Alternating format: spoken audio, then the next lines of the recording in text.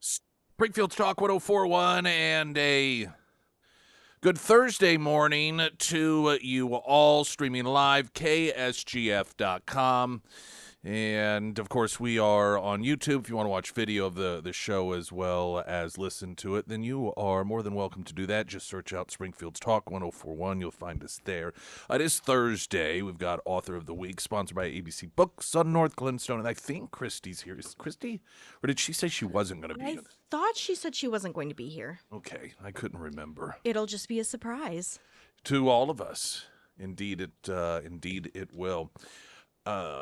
Right, well, we'll get you updated on the Graham Plattner thing. He has suspended his campaign. There's also a really interesting connection that is with the U.S. Senate race out in Nebraska. And I swear, Democrats spend more time trying to trick people into voting for their candidate than it would take to actually just try to do a good job. I worked with a guy years ago who just, we're constantly trying to get him to finish, tasks that he had as part of his job. And he just would go out of his way. Like, he'd finish one and then just disappear. We have to track him down. We got to have this done by this time. This call. Oh yeah, I forgot. I'm sorry. I'll be over there. And at one point we had this conversation that it seemed as if that it took more effort for him to avoid work than it would have taken for him to actually just do the work. In that particular case, literally, what would normally take 5 minutes would end up with probably 2 days worth of him avoiding actually doing it, actively avoiding it. And I always found that to be perplexing, that a person would ironically create more self-work for themselves than actually it would take to do the work. In Alaska, Democrats have recruited this guy who has the same name as the Republican candidate to be on the ballot. And I think this has gone back and forth because the Republican Party, utilizing there's some law regarding being on the ballot, or it may be the rules of the Republican Party up there, that if you are going to run under their banner, no, scratch that. It's not a party thing. I think it's just a ballot access, that you have to actually be legitimately trying to run. And based off the fact that this is an individual that has in the past been associated with Democrats, now he's claiming to be Republican and so forth, they said this guy clearly is trying to throw this thing. And last I saw, a federal judge said, nope, this guy gets to stay on it. He's a guy who's never run for anything before. He has the same name as a Republican. And clearly, and this is what everyone knows. And Democrats, they don't really deny it. He was recruited by the Democrats to try to confuse Republican voters that go to to vote on that particular day, election day, and they see two names that are identical but for like a middle initial or something. And, even if it doesn't work, part of the goal in an effort like that is to force Republicans to have to spend more money than they normally would, making sure people know which of the two candidates is the real Republican candidate. You've got out in Nebraska an independent, in quotes, candidate running for U.S. Senate, playing the whole, I'm just an independent guy, and I just want to make sure things get done. No affiliation with any party whatsoever. This is another instance in which, I don't want to say the average person, but the average person who follows this stuff knows he's a Democrat. In fact, the leading Democrat had said in an interview that if she won the primary, then she would drop out and then support the Democrat. Now, that's been sort of quiet since she made the statement, because I think that a lot of Democrats worried that that would be tipping their hand and make people suspicious. But the fact of the matter is, it's the same attempt. It is an attempt to confuse people into voting for a Democrat. Now, apparently, it is surfaced that guy had a significant hand, the independent candidate from Nebraska, in handpicking and promoting and recruiting Graham Plattner to run sort of with the same idea that he was running on, is just this bold, brash, anti-establishment guy. Now, Plattner obviously did not run as an independent, but instead ran as a Democrat. But this has caused some problems for that candidate out in Nebraska, because now he's like, I don't even know Graham Plattner. Oh, this isn't true. Well, one of his former staffers was caught on tape talking about the fact that, oh yeah, he's been real instrumental in trying to find these different candidates that are considered to be against the mainstream. And there's a guy, Graham Plattner, he was responsible for that recruitment. And so now you've got some damage control going on there. And as all this chaos is going on, all these different efforts, and whether it's in a primary or a general election, or like we saw during the last presidential election with some Democrats trying to throw Trump off the ballot, actually doing so until the Supreme Court stepped in a remarkable 9-0 opinion said, yeah, you can't do that. If they would just spend half that energy into trying to do a good job, trying to make the cities that they run not descend into third world country status. If they would look at how, at any sort of maybe state that is actually doing very well and doesn't have the problems that they have, and they're like, okay, I wonder what they're doing. Instead of saying, nope, they're Republicans, they're evil, and so I'd rather my city or my state just plunge into third world status, instead of agreeing with a Republican. If they would just be ethical and moral, their job would probably be a lot easier.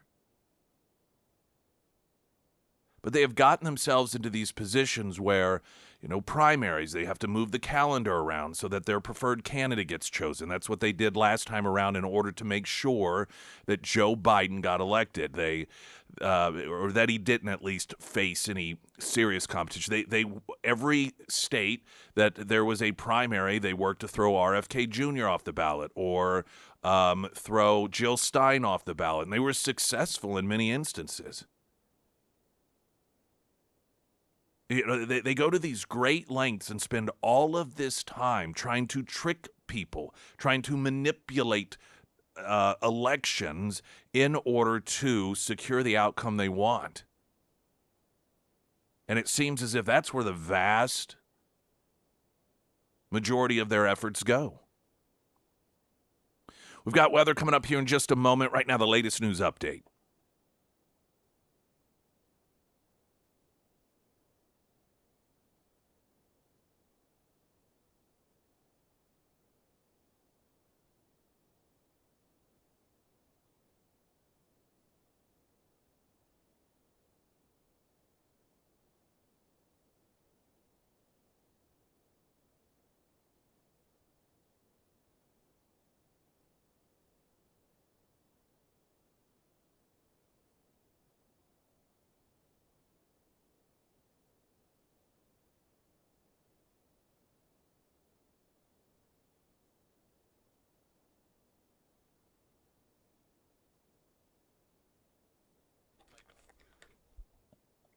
And the first alert forecast from Ozarks First meteorologist Tom Schmidt, sponsored by St. Clair of the Ozarks Home Improvements.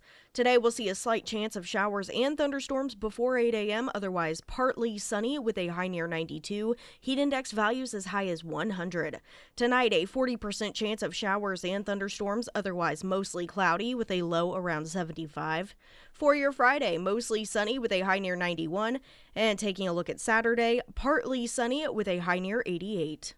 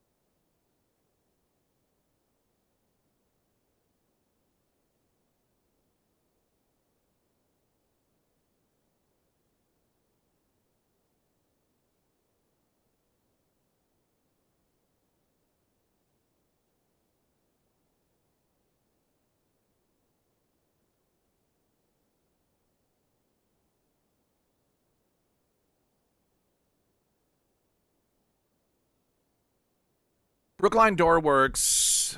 Most people, when you've got to make a call to a company that does garage doors, residential, commercial, also security gates, it's because it's just not working.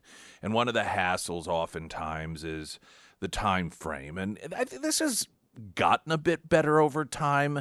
It used to be, it seems like, well, we'll be there between 8 a.m. and 1, or and so like half your day, you had to give up half your day just to sit and wait for what might be a 20-minute job. While that has gotten better, Brookline Door Works, they have taken steps to make it even more convenient for you. And one of the things that they do is send you a text with a picture of your service technician when that person is on the way. So you know exactly who to expect. You've got a much tighter window of knowing, okay, they're going to be here in 5 minutes or 10 minutes. And I know for me, that's a big deal because sometimes, I live in Republic and there's some errands I want to run. And I know it's only going to take 5 or 10 minutes, but I don't know if they're going to show up in the next 4 hours or in the next 4 minutes. And so it's that sort of effort that just makes things so much more convenient and so much more respectful of your time. And that is the sort of repair service you get with Brookline Door Works. You can find them at brooklinedoorworks.com. Also under Nick's endorsements, KSGF.com. There is a hospital in Texas that bought billboards to advertise in Spanish birth packages in South Texas. Mission Regional Medical Center confirmed to Fox News that it was responsible for the advertising campaign, which promoted deliveries starting at $3,950 for a natural birth and $5,525 for a C-section, and then directed people to the website, which is havemybabyintexas.com. The real tell was the fact that the billboards displayed a telephone number that began with 001, which is the country code you have to type in, or you have to, on your phone dial in, I guess, to place calls to the U.S. from Mexico. So clearly, now, if it was just in Spanish, I don't know how many of you are familiar with Texas, South Texas, but it frankly is very easy. If you were to wake up there not knowing where you were, to wonder which side of the border you're on. And so it's not uncommon at all for there to be advertisements that are solely in Spanish. But the fact that the phone number you give is a number that is used specifically for people who are in Mexico calling the United States shows that this is all about the birther tourism industry. This is all about encouraging, advertising special packages for people who are not citizens in this country to come and have their baby in the United States.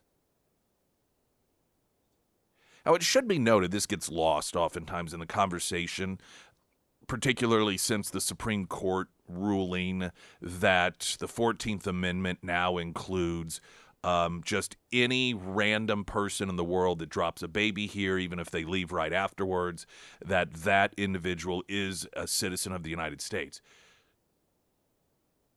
To have to encourage it to have a business, that's illegal. And in fact, the act itself is illegal.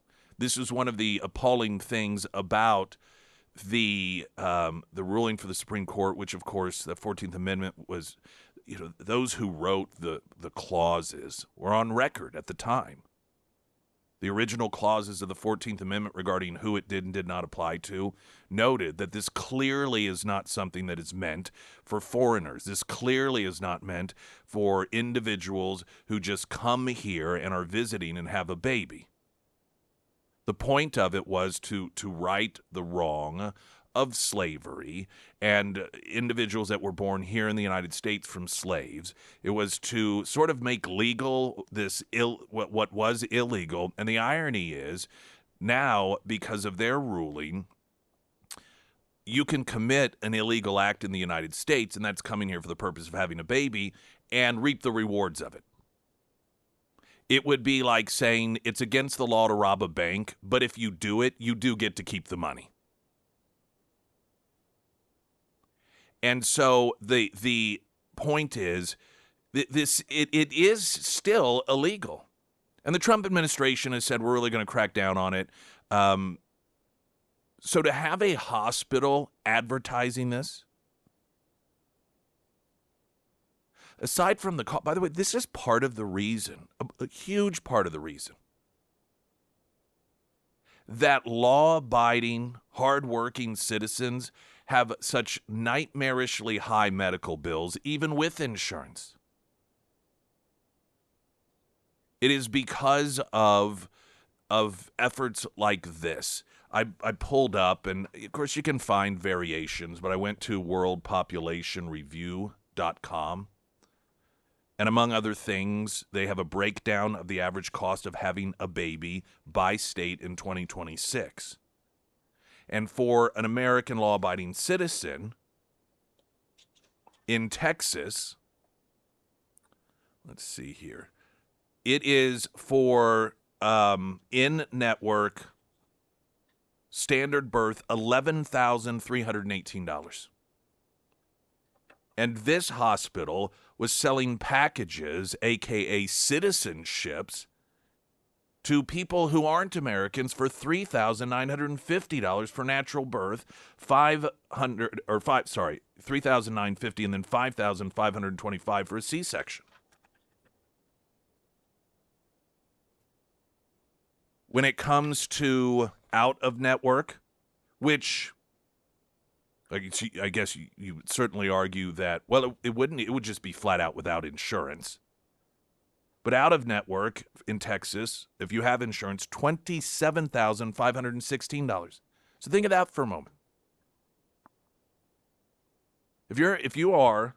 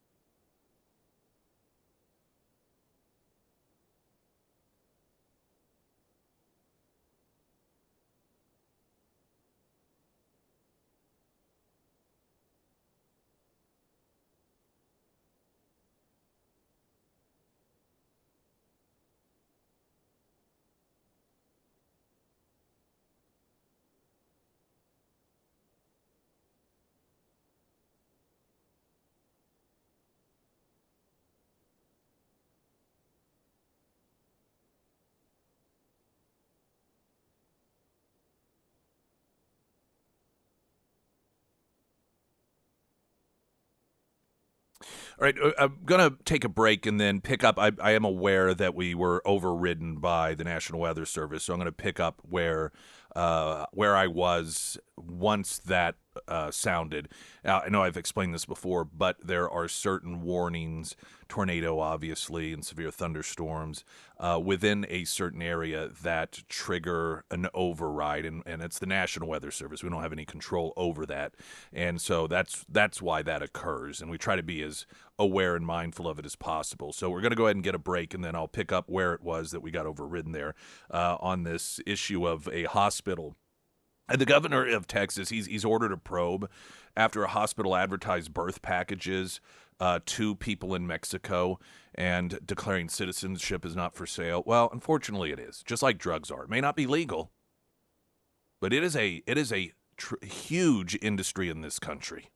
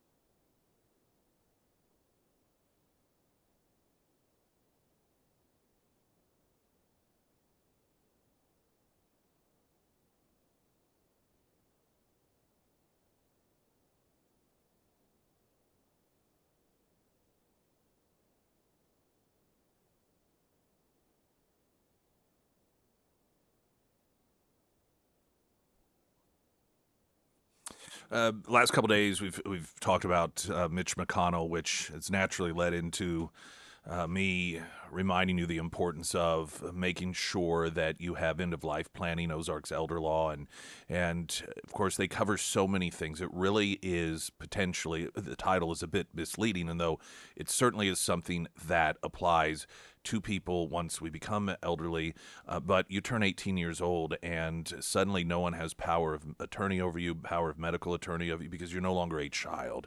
And this is in the state of Missouri. Now, every state's a little bit different, what constitutes an adult, and every state is different when it comes to nursing home care and whether or not, if you own property, you have to sell it to pay for nursing home care.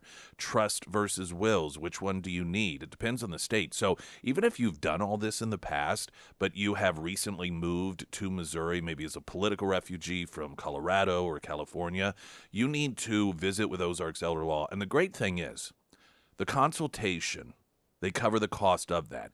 So if you think, well, what am I going to go have to pay like $600 to find out that I don't need to do anything? No. That consultation is a courtesy. And what happens is, once you visit, and they know your specific situation, they go over it with you. If there is something that it needs to be done because of the laws in Missouri to protect you and your family, they'll tell you, here's what it'll cost for us to do it, and then you decide if you want to. Ozarks Elder Law, 10 area locations, also under Nick's endorsement at KSGF.com.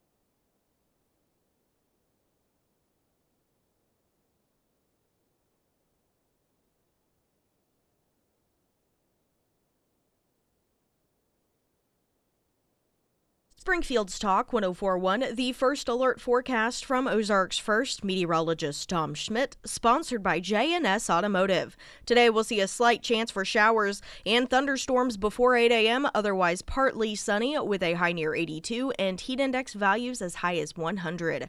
Tonight, a 40% chance of showers and thunderstorms, otherwise mostly cloudy with a low around 75. For your Friday, mostly sunny with a high near 91, and for Saturday, partly sunny with a high near 88.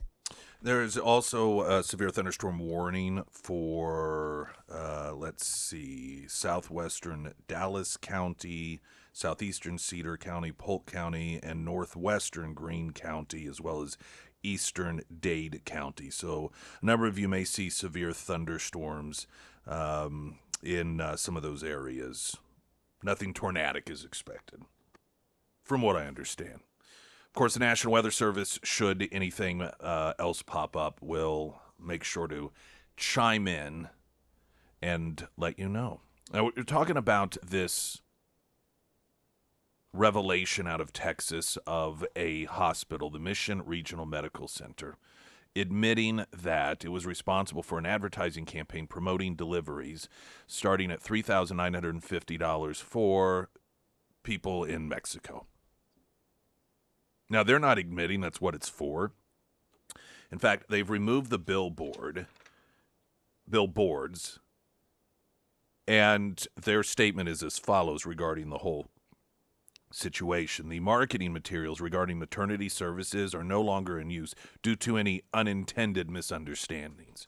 Well, I'm sure it was unintended for everyone to realize what was going on, though they couldn't make it any more obvious. This is not a misunderstanding. It was all in Spanish, and in addition to that, the phone number to call started with 001. Which is what you have to dial if you are in Mexico and want to call a U.S. number. There's no getting around that. I mean, I'm sure you can hardly argue that it was for Americans who happened to be pregnant, birthing persons, 9 months, and decided to go to Mexico and had to call us from there, because that just doesn't make sense. That doesn't add up. So obviously, this is selling citizenship.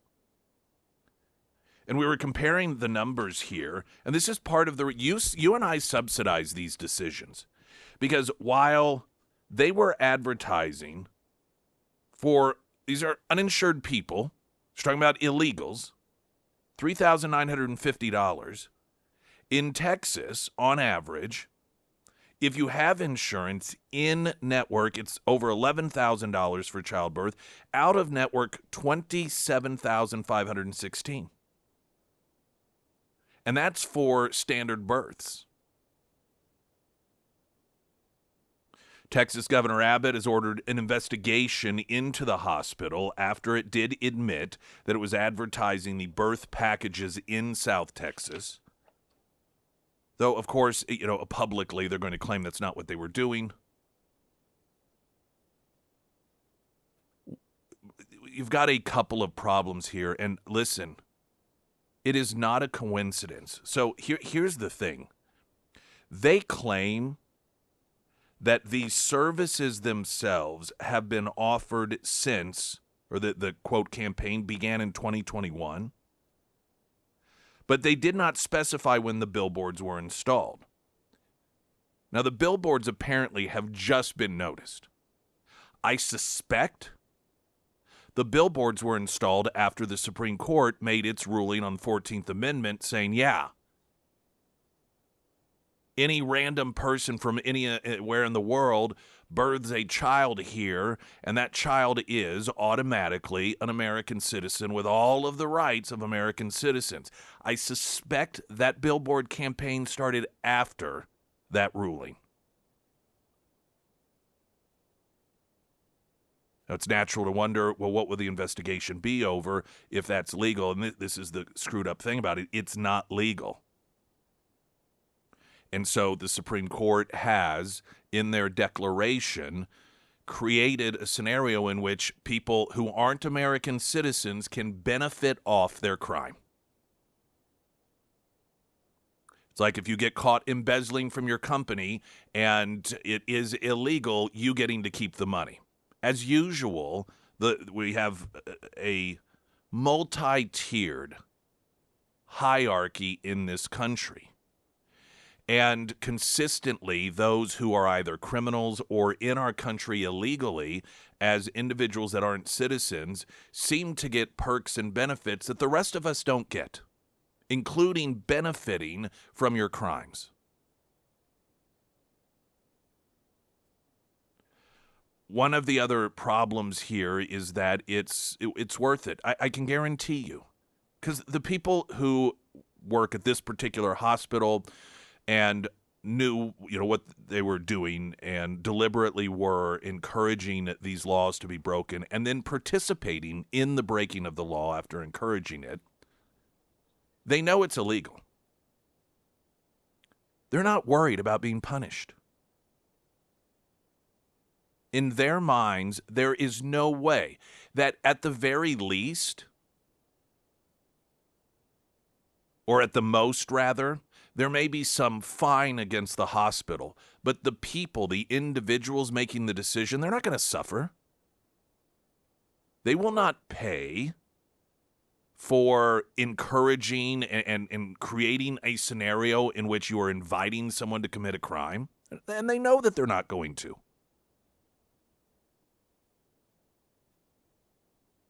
When you declare and make something a crime, once upon a time we'd say the punishment fits the crime. It depends on who you are in this country. There are certain classes of people, sometimes based on race, sometimes based on your political affiliation, sometimes based off of your immigration status, that recognize, even if they get caught, it's worth it.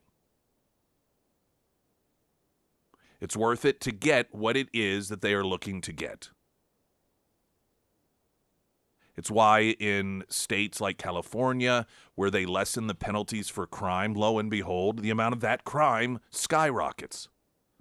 Because suddenly people that maybe were thinking, I don't know if I want to risk it, I don't know if it's worth it, it is made worth it because of those policies. And they also know that they have an entire political party on their side.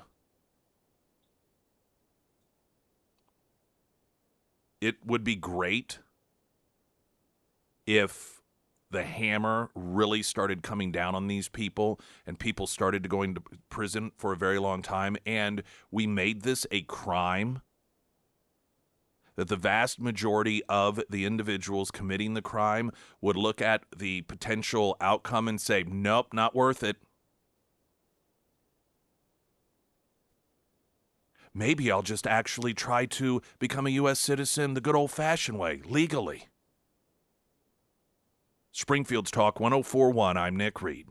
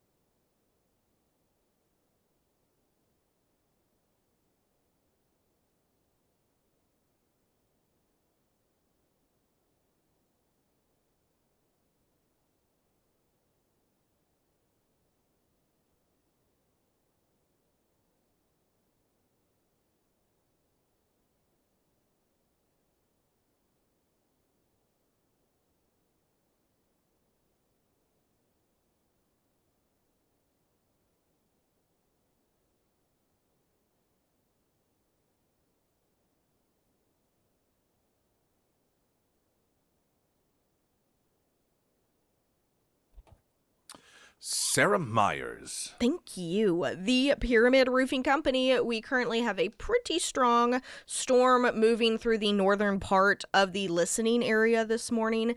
I was looking at the map and it looks like this storm will impact areas like Bolivar, Buffalo, Ash Grove, and around Stockton Lake. And the National Weather Service says that 60-mile-per-hour wind gusts are possible with this storm.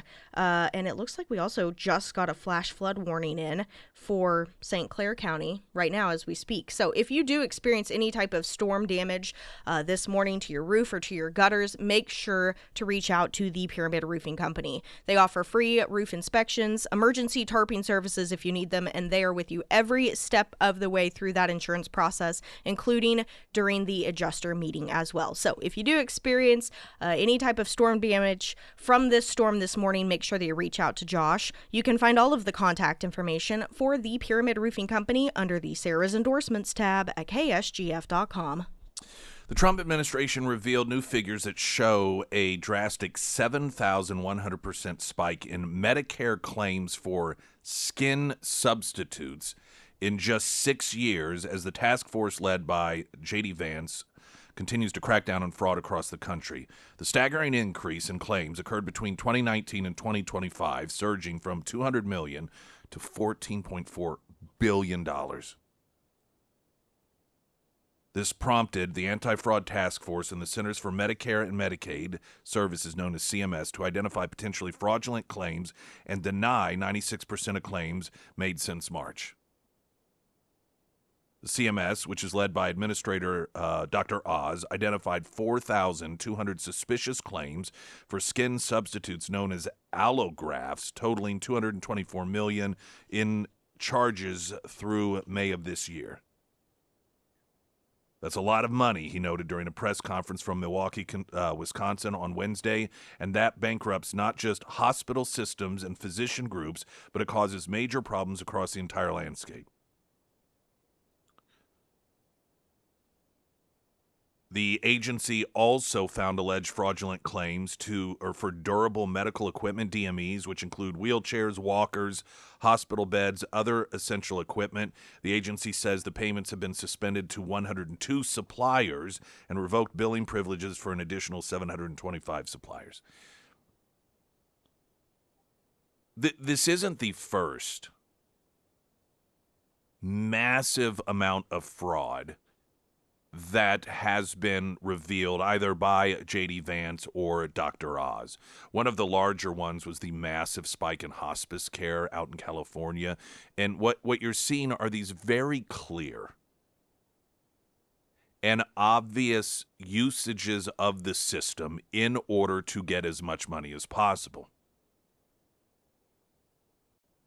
Now, as some of these people, they do it to line their own pockets and live lavish lifestyles. Some of the institutions, they may do it in order to just survive financially. There can be a variation of reasons that they are doing this.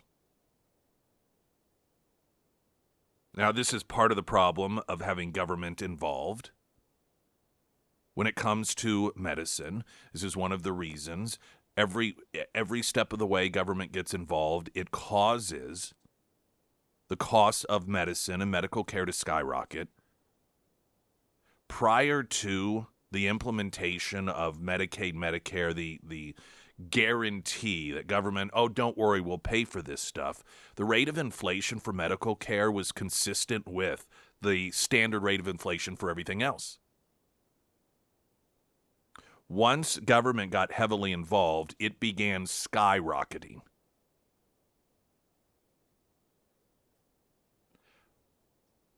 What I think is an unfortunate reality is the lack of outrage at these discoveries. There's been this belief that part of the reason J.D. Vance was given this job is to really help create this narrative around him that he cleans up corruption. This, being sort of a resume enhancer for the presidency. the thinking behind it is that, well, not just Republicans, but surely Democrat voters, independent voters, they don't like fraud. They feel like, that the government and these institutions are corrupt, and so universally, this is something that should be met with universal praise. But it seems as if what's happening is almost this collective yawn that is occurring across the country, if even that, because a yawn would maybe be a response. And I think some people see these headlines and they just pass right over them. The reason I think that is because people aren't surprised by the massive amount of fraud.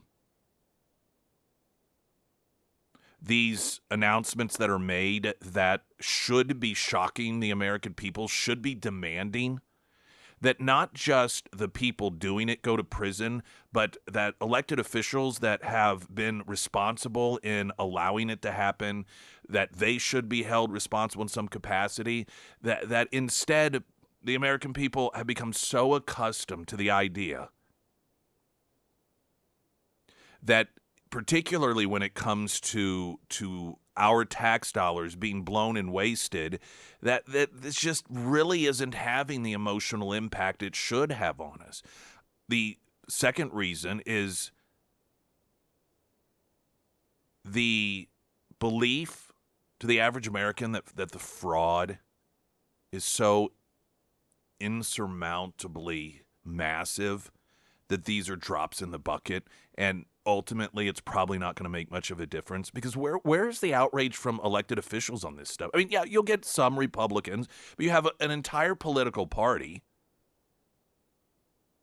that defends this current system. We saw it when it came to the $1 billion+ stolen from taxpayers in the name of Somalian daycares, and you had an entire political party just say, oh, it's racism.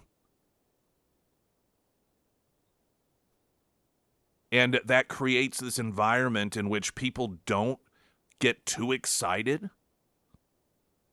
about doing the right thing and catching some of this fraud, because they think it's so massive and that it's very few individuals in government that actually care enough and don't benefit from the fraud that are trying to prevent it from happening. But the vast majority of, again, an entire political party, Democrats, and I'm sure some Republicans as well, that is a system that they like to protect because it means votes. It means support come election time. That if you have certain industries that are benefiting off the taxpayers by having millions and millions of dollars, billions of dollars roll in, they're going to continue to vote for and endorse and support the elected officials that try to keep it quiet for them. And what the thing that is almost more concerning than the revelation of the fraud itself is that our expectations for cleaning this stuff up, or our expectations of demanding better collectively as a country, is so diminished that this doesn't even seem to really have any impact on the average American. Springfield's Talk 1041, I'm Nick Reed.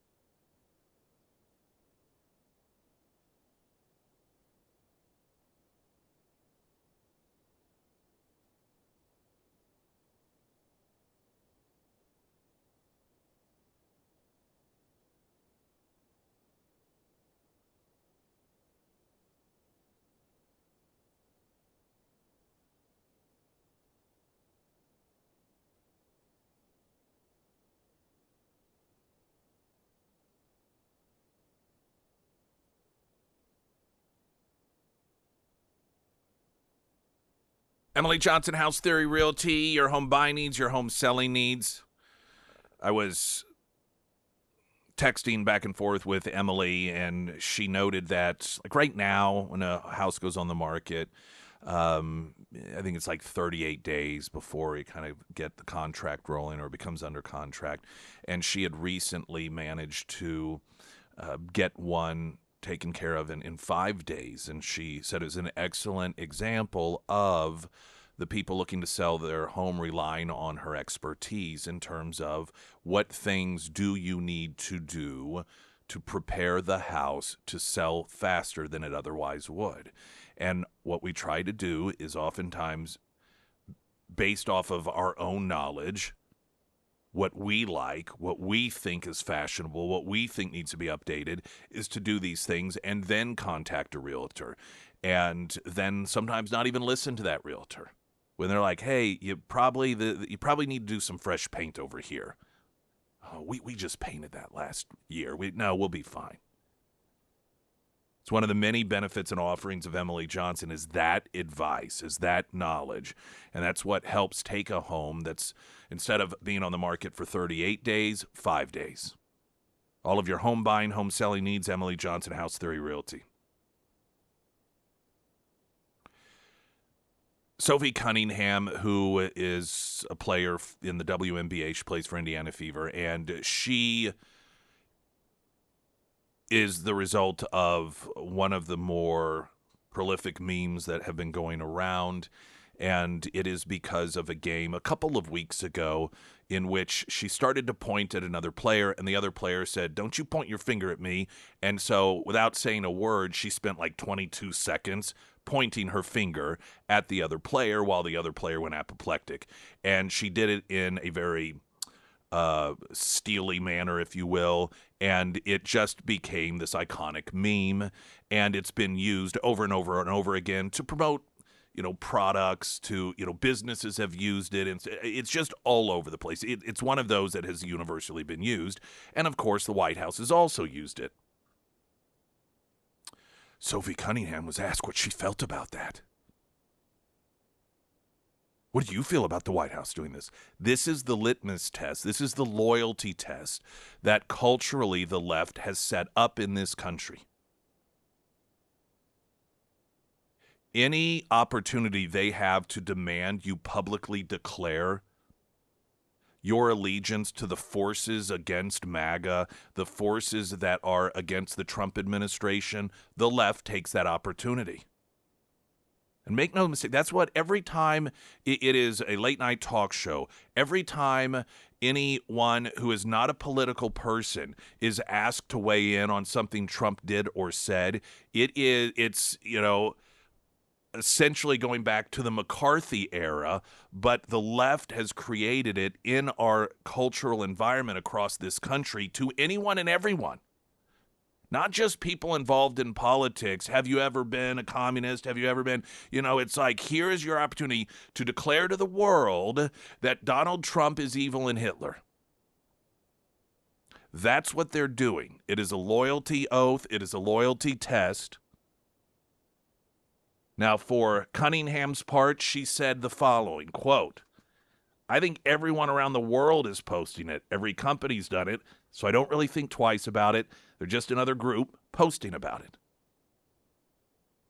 Fantastic answer.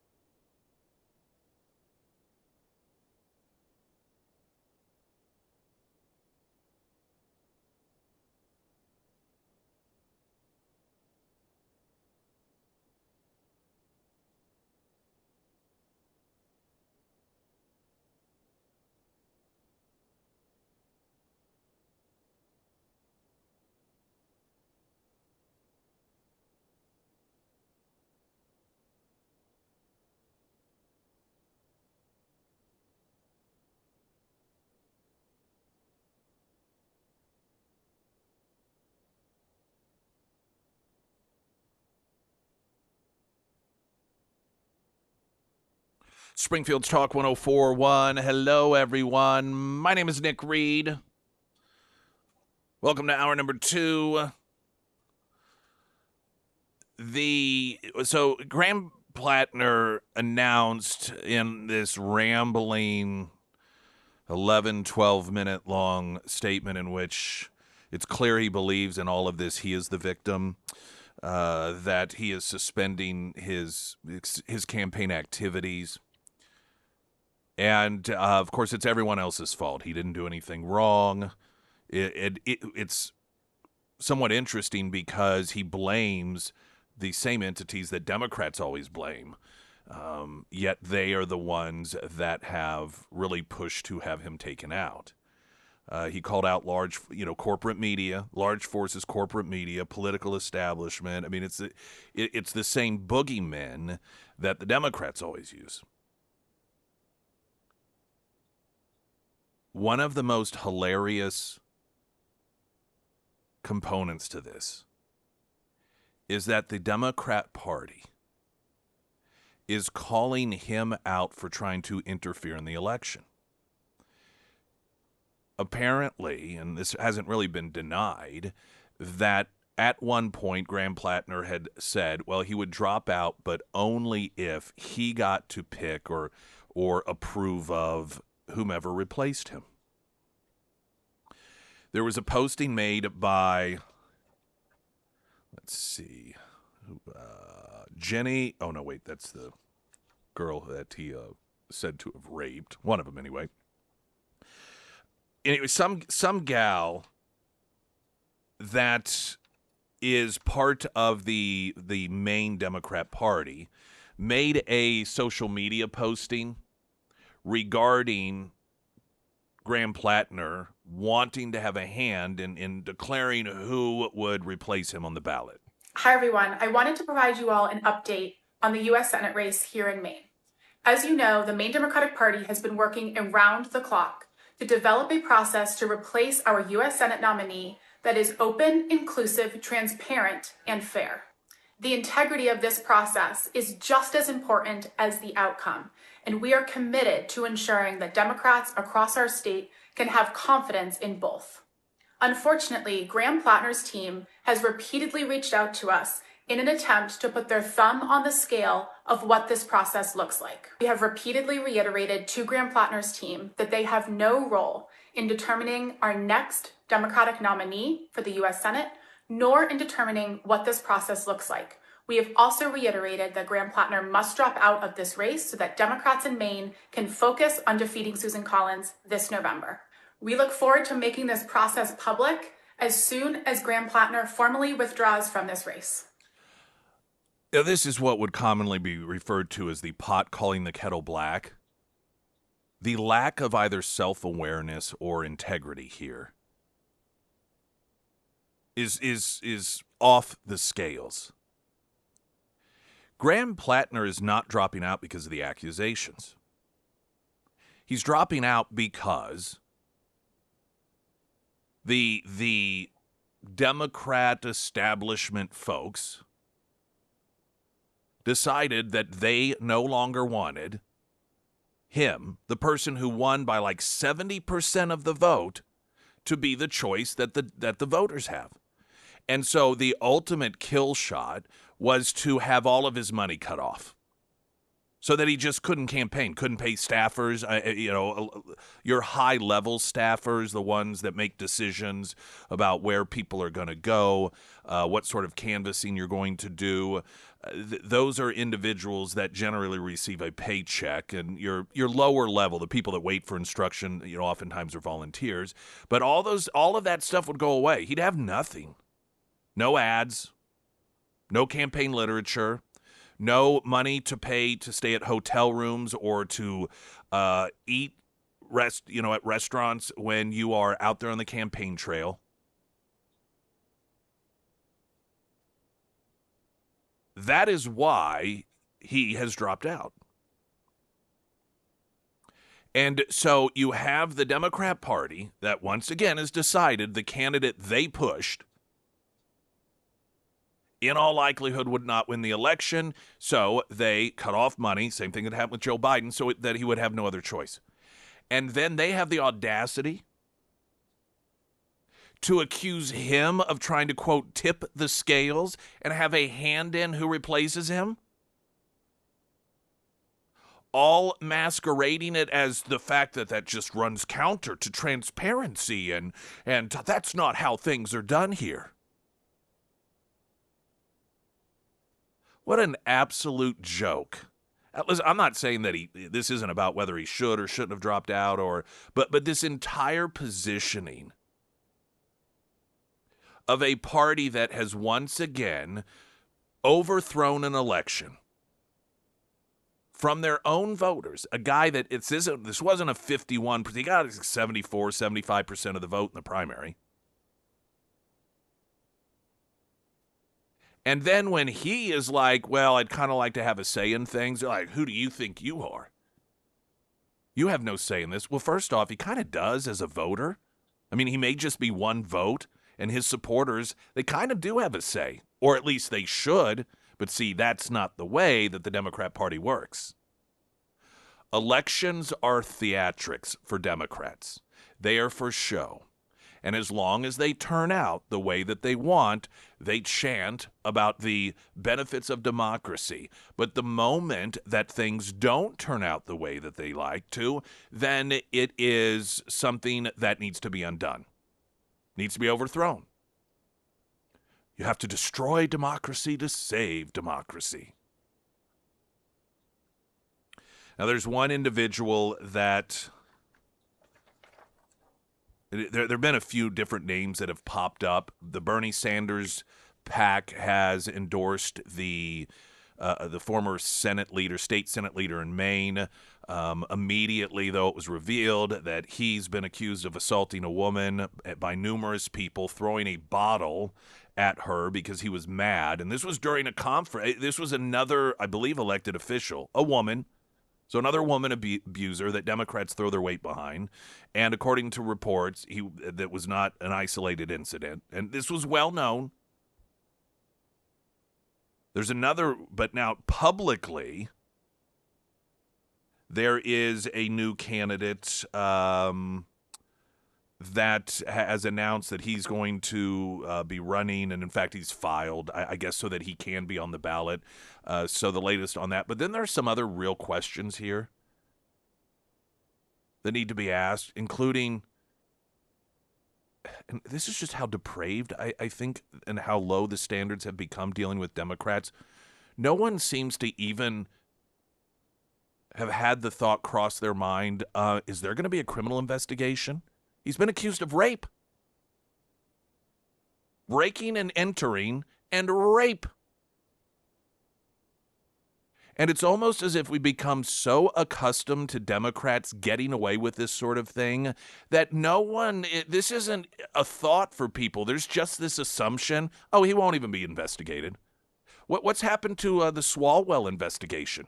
The sexual assault charges against him. Amazing we haven't heard anything about that. It's almost as if these people live in a world in which they're told, drop out and you get a free pass.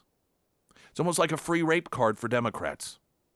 You always know if you get caught, all you'll have to do is drop out of a race and they won't prosecute you. Latest news update.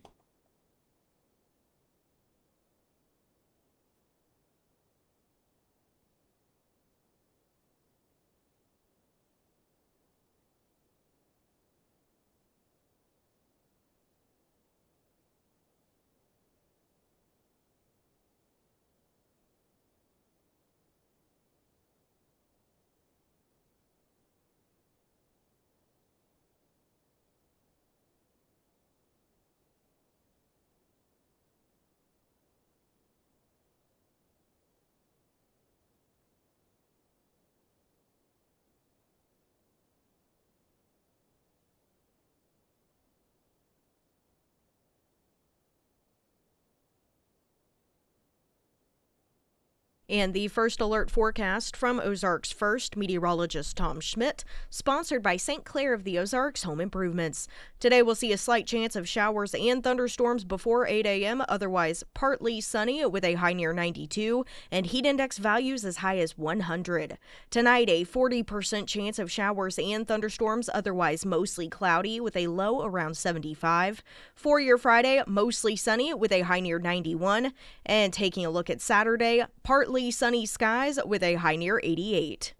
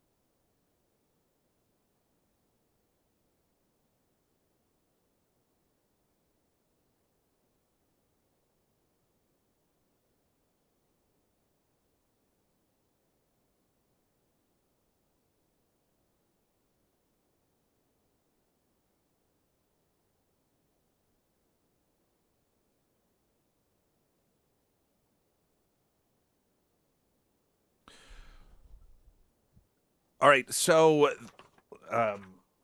what do I do with it here?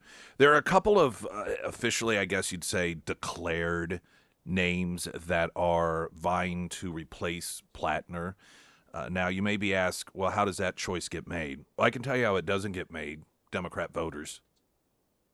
The elites will pick this person. And it's so perfect because this entire campaign is based off of anti-establishment, anti-elite, yet that's who's going to pick the Democrat candidate. We were yesterday joking about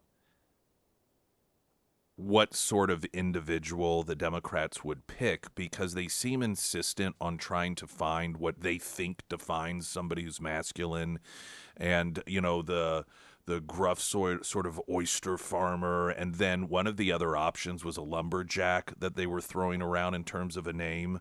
So a new name that has popped up is a co-founder of a beer company. It's like that seems like something that a toxic man would do. Maine Beer co-founder Dan Kleben, along with State Rep Valley Geiger, each announced yesterday that they want to be considered to replace Plattner after the rape allegations and everything else under the sun caused the establishment to throw him off the ballot. Now, Kleben was previously a candidate in the race during the primary, but he had dropped out at some point. And the reason that he and Janet Mills, the current governor, had dropped out of that primary is because the establishment was all behind Graham Plattner, and he was leading everybody by double digits. And again, in fact, would win by 75% of the vote.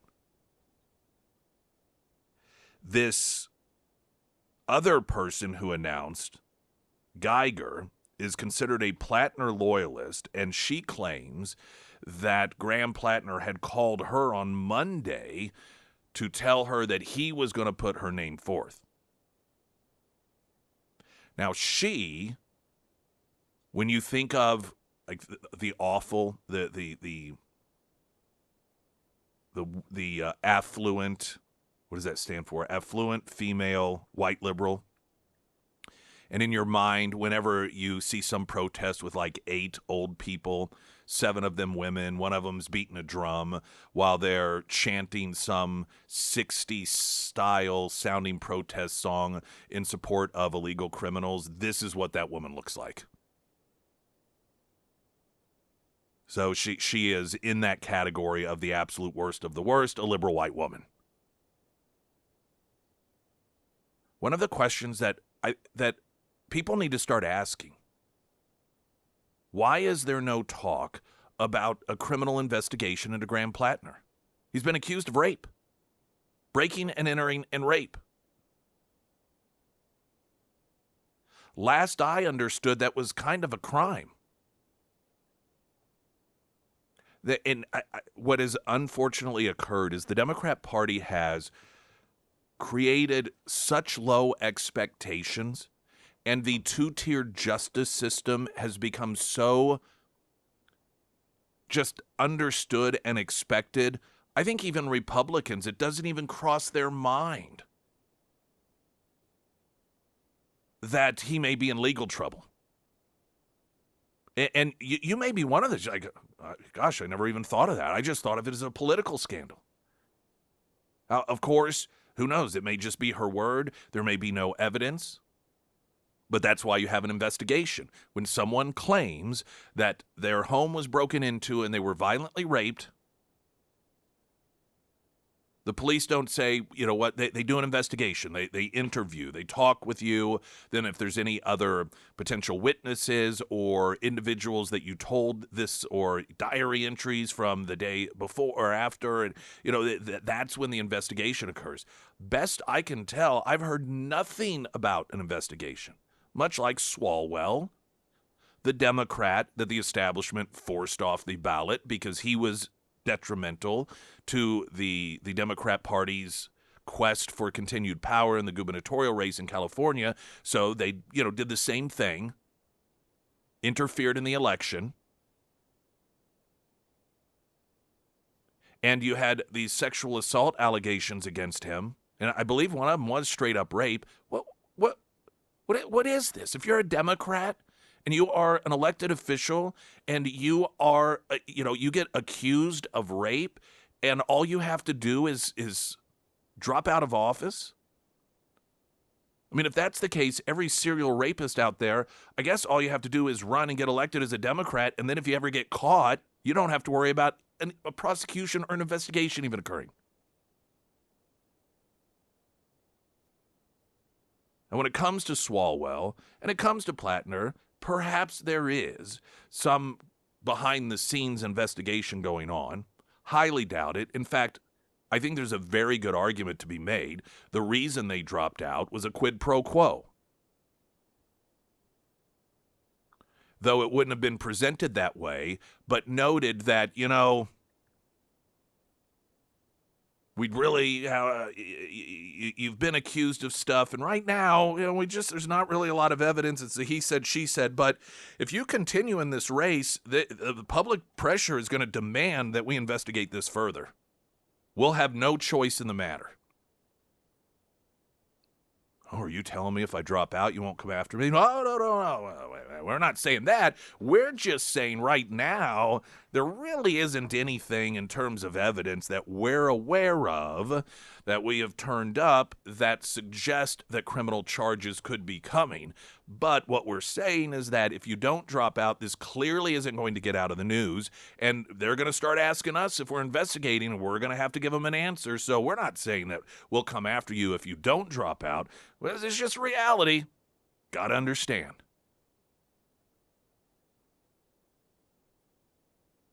There's another aspect of this that strikes me as unusual, given Democrats' behavior. Why aren't they going after his wife? I say this because we've long been told the justification for being so mean, hateful, and hating Melania Trump is that she is a defender of her husband, who's a horrible person. That's her sole sin.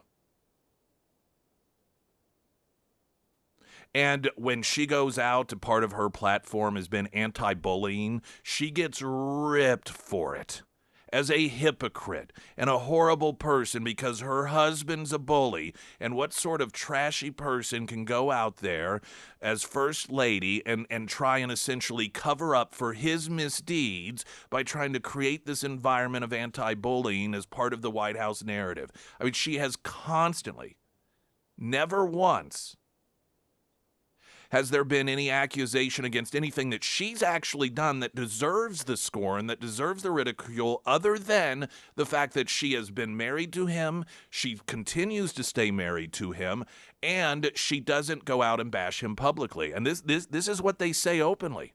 Yet here Graham Plattner's wife, an accused rapist, and multiple times accused of different forms of assault,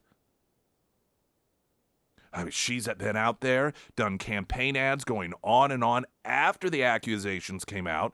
Now, presumably, the reason that Democrats are overturning that election is because they believe these accusations. So when is it she's going to get the Melania treatment? Springfield's Talk 1041, I'm Nick Reed.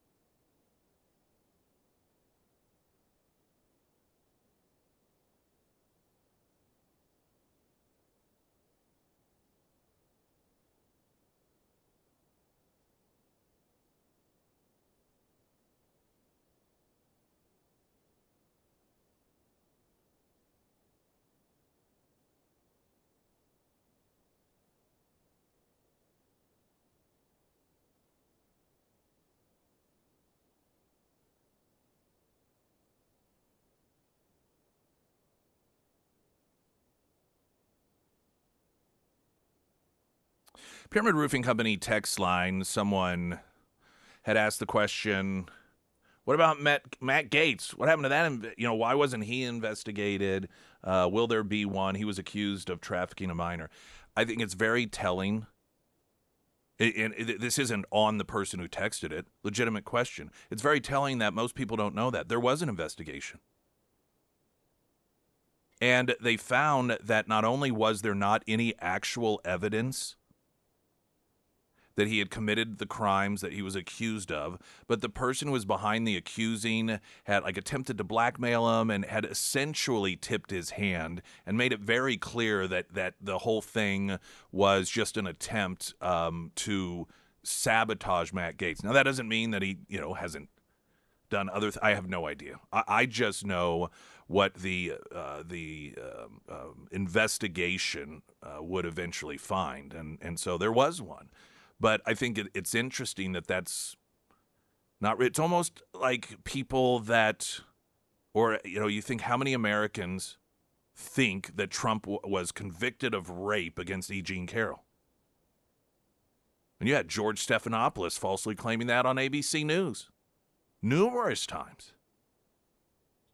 That's why ABC had to pay out all that money to Trump. Of course, they kept Stephanopoulos on staff because he was just doing his good work, that's all. And that's the price you have to pay in order to try to take down the administration. But the point being, and this isn't a criticism of the question of the person texting it in, that's the environment that has been created in this country. An environment in which you can have someone like Matt Gaetz, accusations leveled against him. There is an investigation that cleared him. People don't know that. But in the meantime, you have people like Graham Plattner and Swalwell that are accused of rape, and nobody even thinks about the fact that there should be an investigation. That is the mindset that the media has created in this country.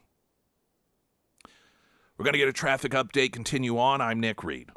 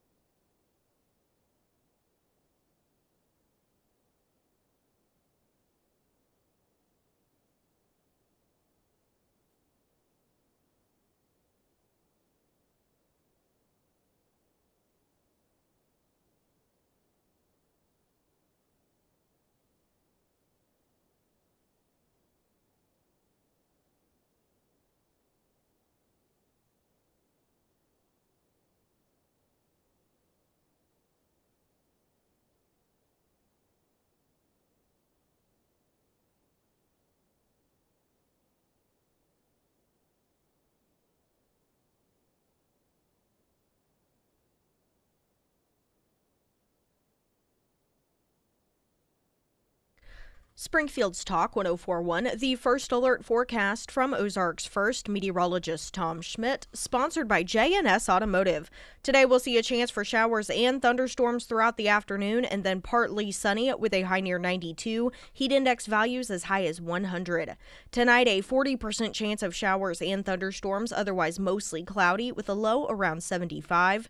For your Friday, a slight chance for showers throughout the afternoon and then mostly sunny with a high near 91.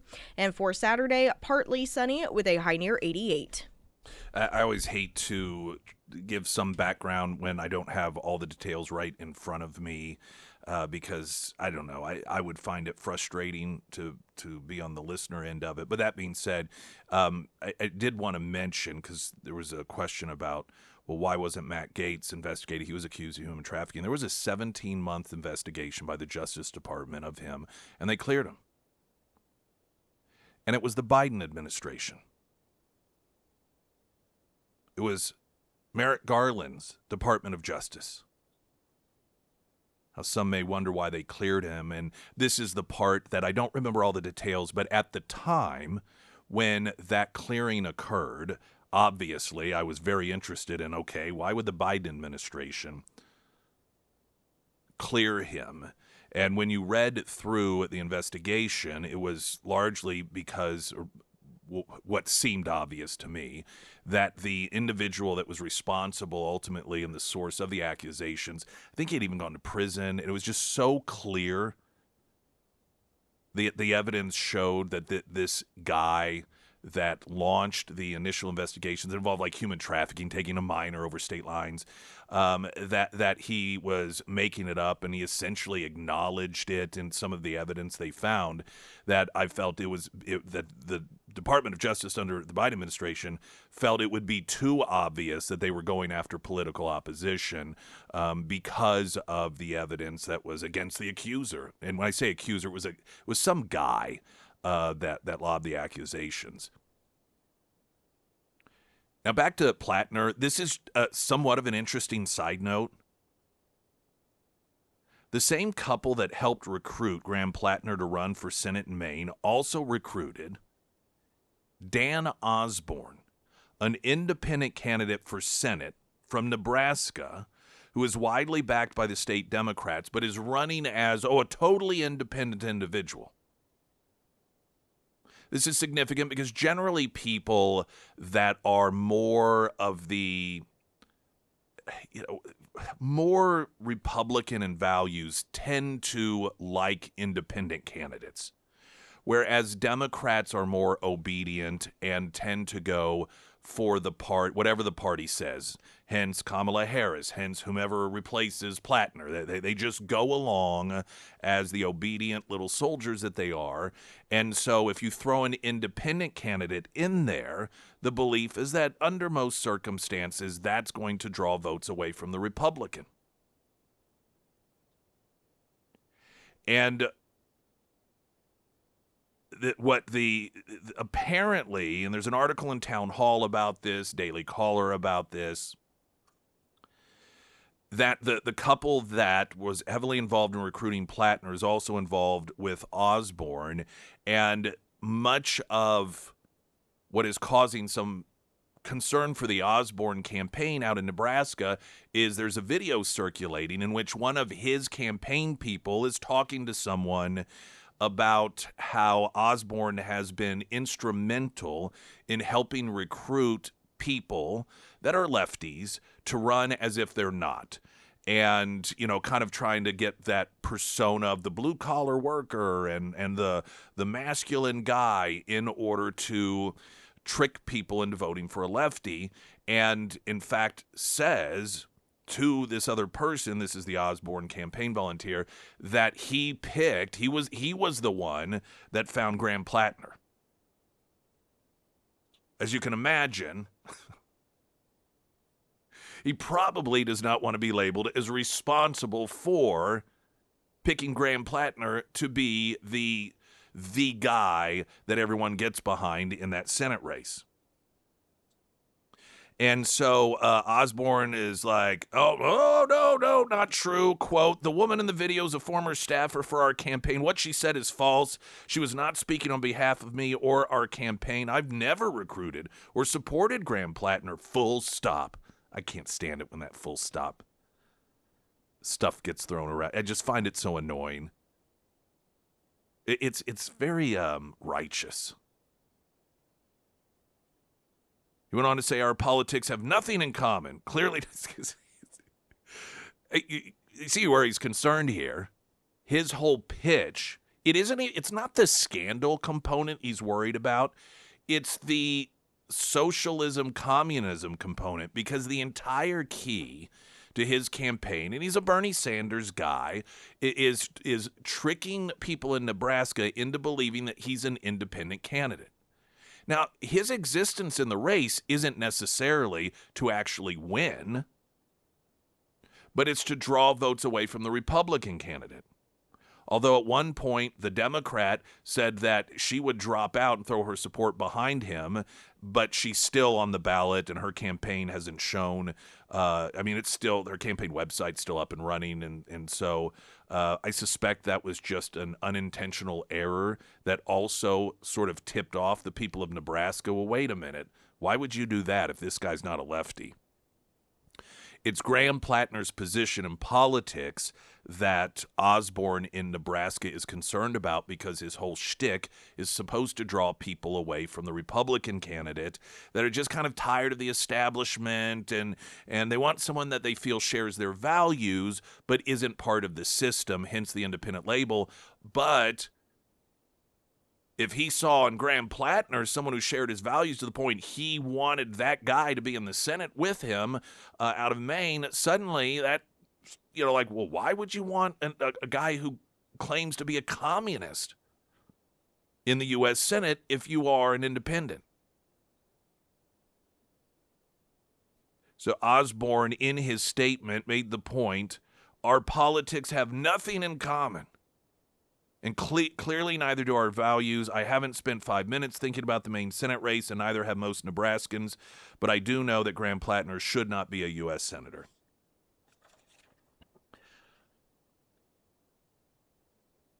Now, of course, minus any sort of evidence of past interviews, which I doubt that there are. I doubt publicly he has ever said anything about Graham Plattner, because that would work against the effort of him being viewed or sold as this independent guy. Why would one of your staffers tell someone that? Why? It's not like it's some sort of bragging point. It certainly wouldn't be for the campaign, because it would be harmful to the campaign. Just, again, before the allegations, because of his ideological beliefs. Generally speaking, the most obvious answer is the accurate one. And the most obvious, the most likely answer is that one of his campaign people was telling someone that. I don't think they knew they were being filmed, because it's true. Springfield's Talk 1041, I'm Nick Reed.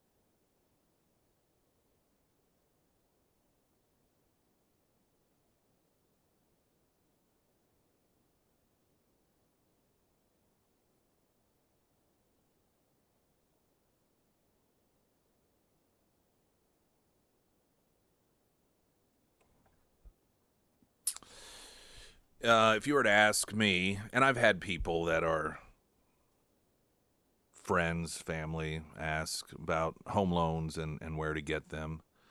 And I tell them the same thing I tell you, and that's I want a great homeloan.com. There's a number of reasons. Had my own personal experience. I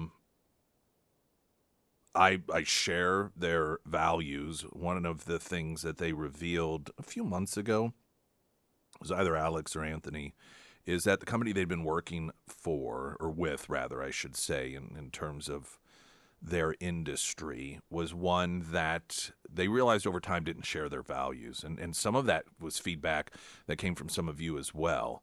I don't know if it was that they didn't say specifics, but you sort of understood where they were coming from. And so they found someone else to associate with that was in greater line with their values. They didn't make a huge deal about it, but they just felt it was the right thing to do. I also think they go above and beyond. That was my experience. And I know that there have been numerous people who eventually either gave up on the folks they were working with to help them with a home loan, or those people gave up on them. And so they went to the Carrickers and got things completed. There's a number of other reasons as well, but if you have any sort of need for a loan or just questions about it, or maybe refinancing, is it right for you? Can you save money? Just reach out to them. You can do so by going to iwantagreathomeloan.com. Their cell phone numbers are there. There's other contact info there, and there's actually some additional information that might be helpful in terms of helping you make a decision as to whether or not to move forward. iwantagreathomeloan.com. There's another left-wing Democrat who is a Senate candidate, this one in Michigan, who is coming under fire recently for just lying about things. I mean, it's the traditional Democrat candidate. Their primary is still yet to occur. And there are some who believe that the establishment has coordinated this effort to try and prevent him from winning the nomination because he's an extremist. And, he's said nice things about terrorists and so forth, and not so nice things about Americans. And so they worry that, going into the midterms, when they really want to win, particularly when it comes to the Senate, they don't want the national environment to be one in which there are these constant stories popping up about the Graham Plattners, about the Abdul A. Sayeds, which is the candidate in question here, because that might have a trickle-down effect or a trickle-out effect, if you will, on other races and can do harm to them. The Senate candidate, Abdul El Sayed, has apparently been using as part of his resume the fact that he is a physician in what has become pretty commonplace, particularly for Democrats. Turns out that not quite true. Here he is being asked the question. What's telling about this is that it is a left-wing host, Mehdi Hassan, who is questioning him about that issue. You got attacked by your rivals for calling yourself a physician, not just a doctor, even though you don't have a valid state medical license in New York or Michigan, which apparently is what you need legally to call yourself a physician.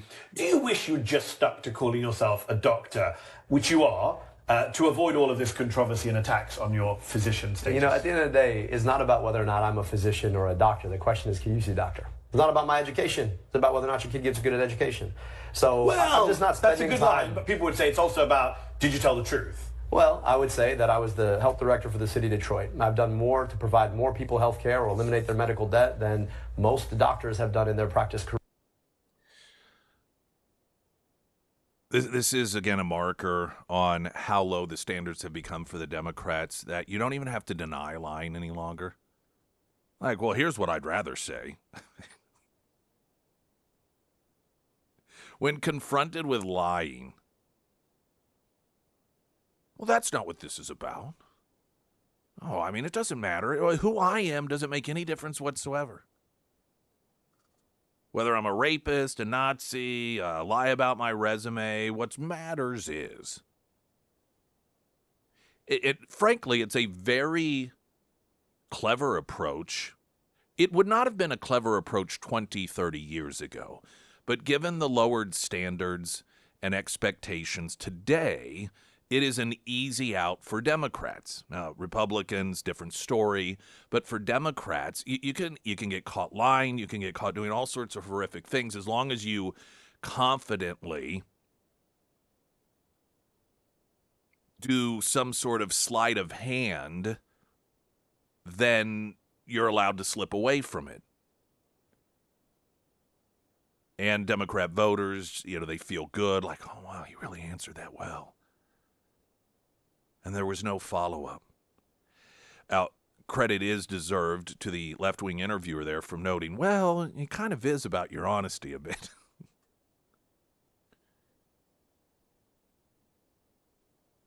When you look at his response, that it's not about what sort of person I am, and you listen to the way that Democrats have justified supporting Graham Plattner. Now, of course, again, they've all turned on him, but they turned on him because they feared he wouldn't win. Wasn't because of the accusations. Their justification was always, well, because Donald Trump. You had Sonny Hostin or Hostin or whatever saying, well, you got to hold your nose because Donald Trump. That is the result of the Democrats cultivating this belief amongst their followers that anyone in opposition to them is just straight up evil and must be defeated. So nothing else matters. What you do is you create an obedient audience of people that believe voting for Democrat by default makes you the good person. So the issues don't matter. So if Graham Plattner is a rapist and a Nazi and a misogynist and a homophobe and all these other things that he's indicated that he is, well, but that doesn't matter because Donald Trump. Republicans are evil. And they essentially say this. That is how they justify supporting horrible people, horrible human beings, is by saying, but don't forget, this is against Donald Trump. That's all that matters. And when you create an obedient following that decides to start making decisions that way, then you don't have to provide results. You don't have to have non-rapists and non-Nazis and non-misogynists. And you can have the worst people in the world because they're on the, quote, good side. It doesn't matter that they praise terrorists. They call for the death of Jews. That it is an actual person with Nazi beliefs. And when it comes to policies, just aside from ideology and personal behavior, that's how it is that you can run a city like Chicago or Los Angeles or San Francisco or Baltimore and consistently have the standard of have education levels continue to decline, have of course, the Trump component stepping in, turning some of the crime around, but you've got all these areas of standard of living. And you and I marvel almost at the fact that the people who complain the most in these Democrat-run cities and sometimes even riot then vote to keep the same people in who are in charge of all that stuff. But that's the mind lock they have on them. Is that, but those guys over there are evil. You can't be on the side of evil. Whoopi Goldberg acknowledged, though she probably didn't realize it, that mindset prior to the election when Democrats began to realize that the economy actually was going to be an issue that could prevent them from continuing to have control of the White House by noting that, oh, you shouldn't be complaining about prices. You think you don't like high prices. You wait until Trump gets in there and starts, I think she said, put people in concentration camps or whatever. So in other words, her message was, it doesn't matter how much worse the Democrats make your life. It doesn't matter how much worse education and crime and poverty and the income gap are in areas in which Democrats rule everything, because we're the good guys. And that, by the way, that's not to say that Republicans have all the answers. But they don't say, oh, forget about our results. You should just vote for us because they're flat out evil. They still at least try to win over based off the results of their work, which is why you see Donald Trump and others out there running around trying to talk about the economy and, the matrix that show things are better than they were, because they're talking about, you may not agree with their presentation of the results, but the point is that's what they're arguing. And anytime you have a political party, I'm talking about the Democrats now, and you can look at this through history, that doesn't ask for support of the people because of the results of their work, but instead they point to the other guys and just get you to believe that they're straight up evil, that never turns out well for the people. Traffic update, I'm Nick Reed.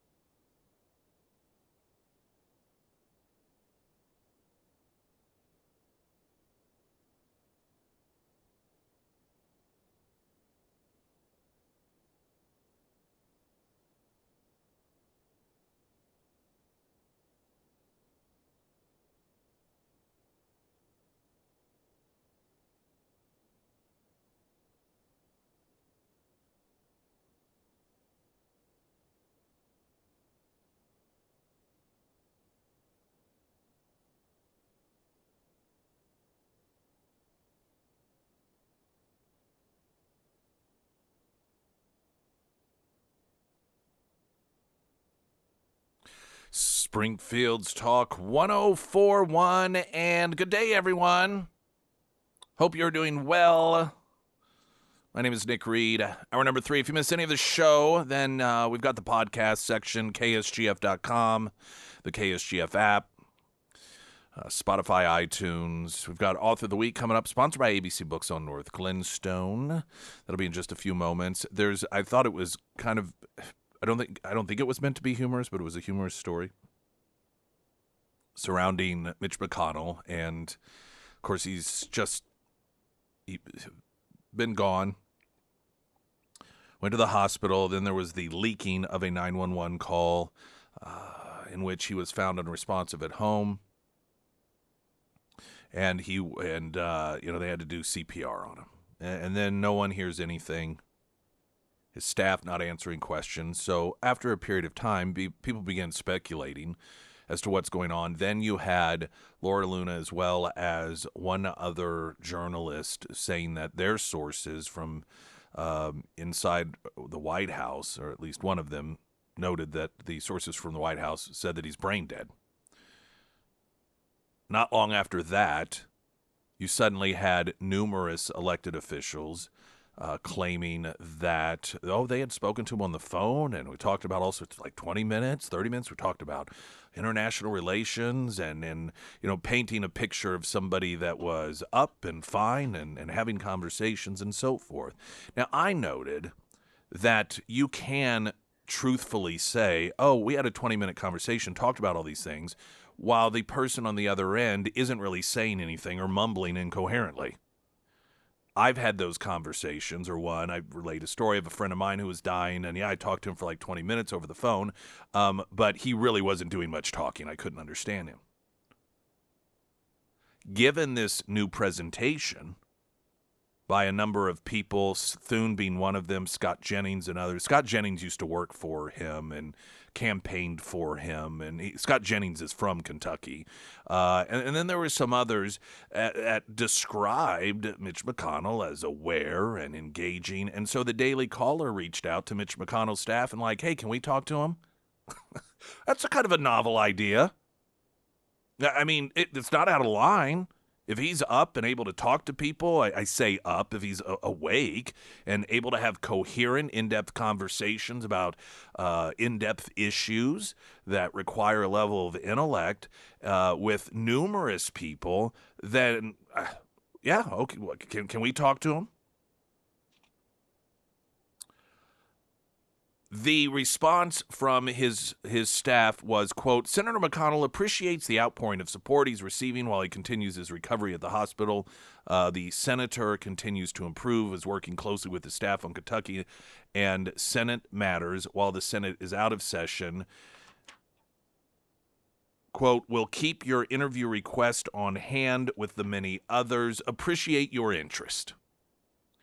So maybe all of those intellectually engaging conversations that he had with a number of Republican officials exhausted him to the point that he's no longer able to have any sort of conversations with outlets like the Daily Caller. Latest news update.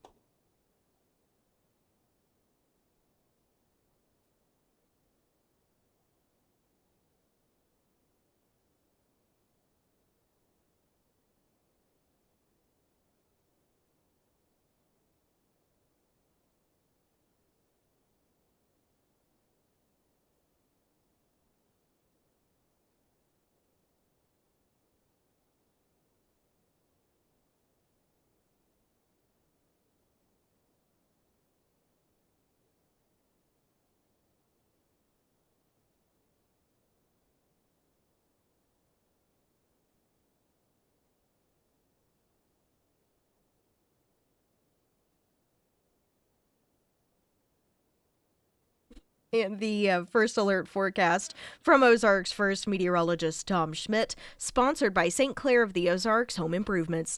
Today we'll see a chance for showers and thunderstorms throughout the afternoon, and then partly sunny with a high near 92, heat index values as high as 100.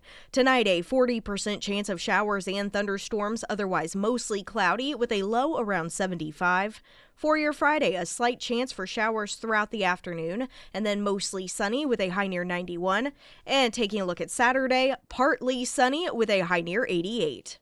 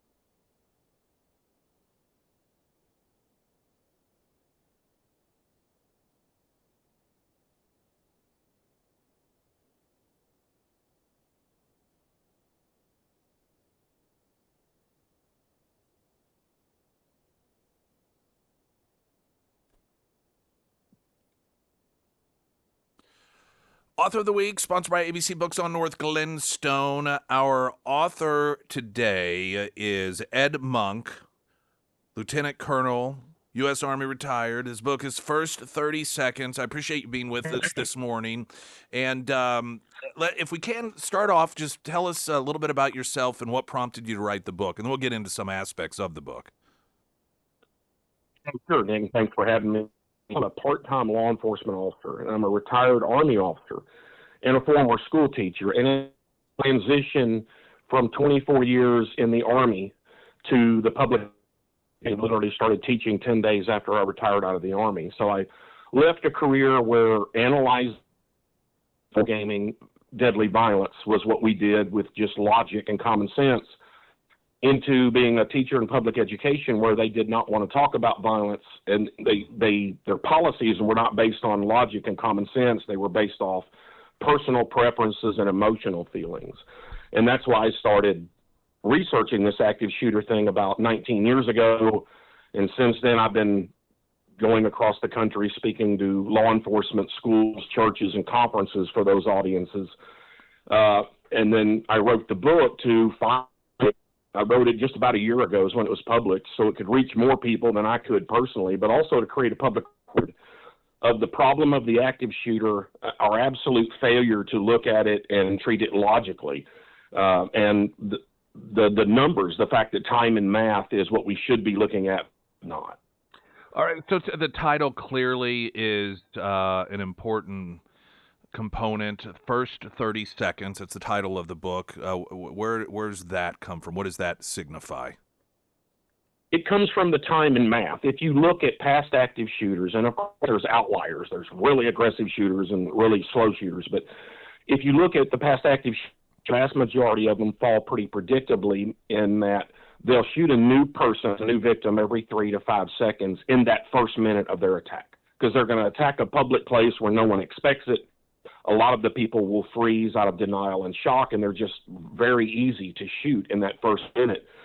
So if you look at the average shoot rate of past active shooters, the only way to cause what I call a low victim count, a single-digit victim count, but when this thing is over, 1 to 29 victims, is you pretty much have to stop it within the first 30 seconds of the attack. And that's something no one wants to see, because what that obviously means is the victims, the people there he came to shoot, are going to be the ones that have to do violence against him and stop him. We cannot depend on a phone call to bring somebody else and stop the attack and expect it to be a low number when it's over.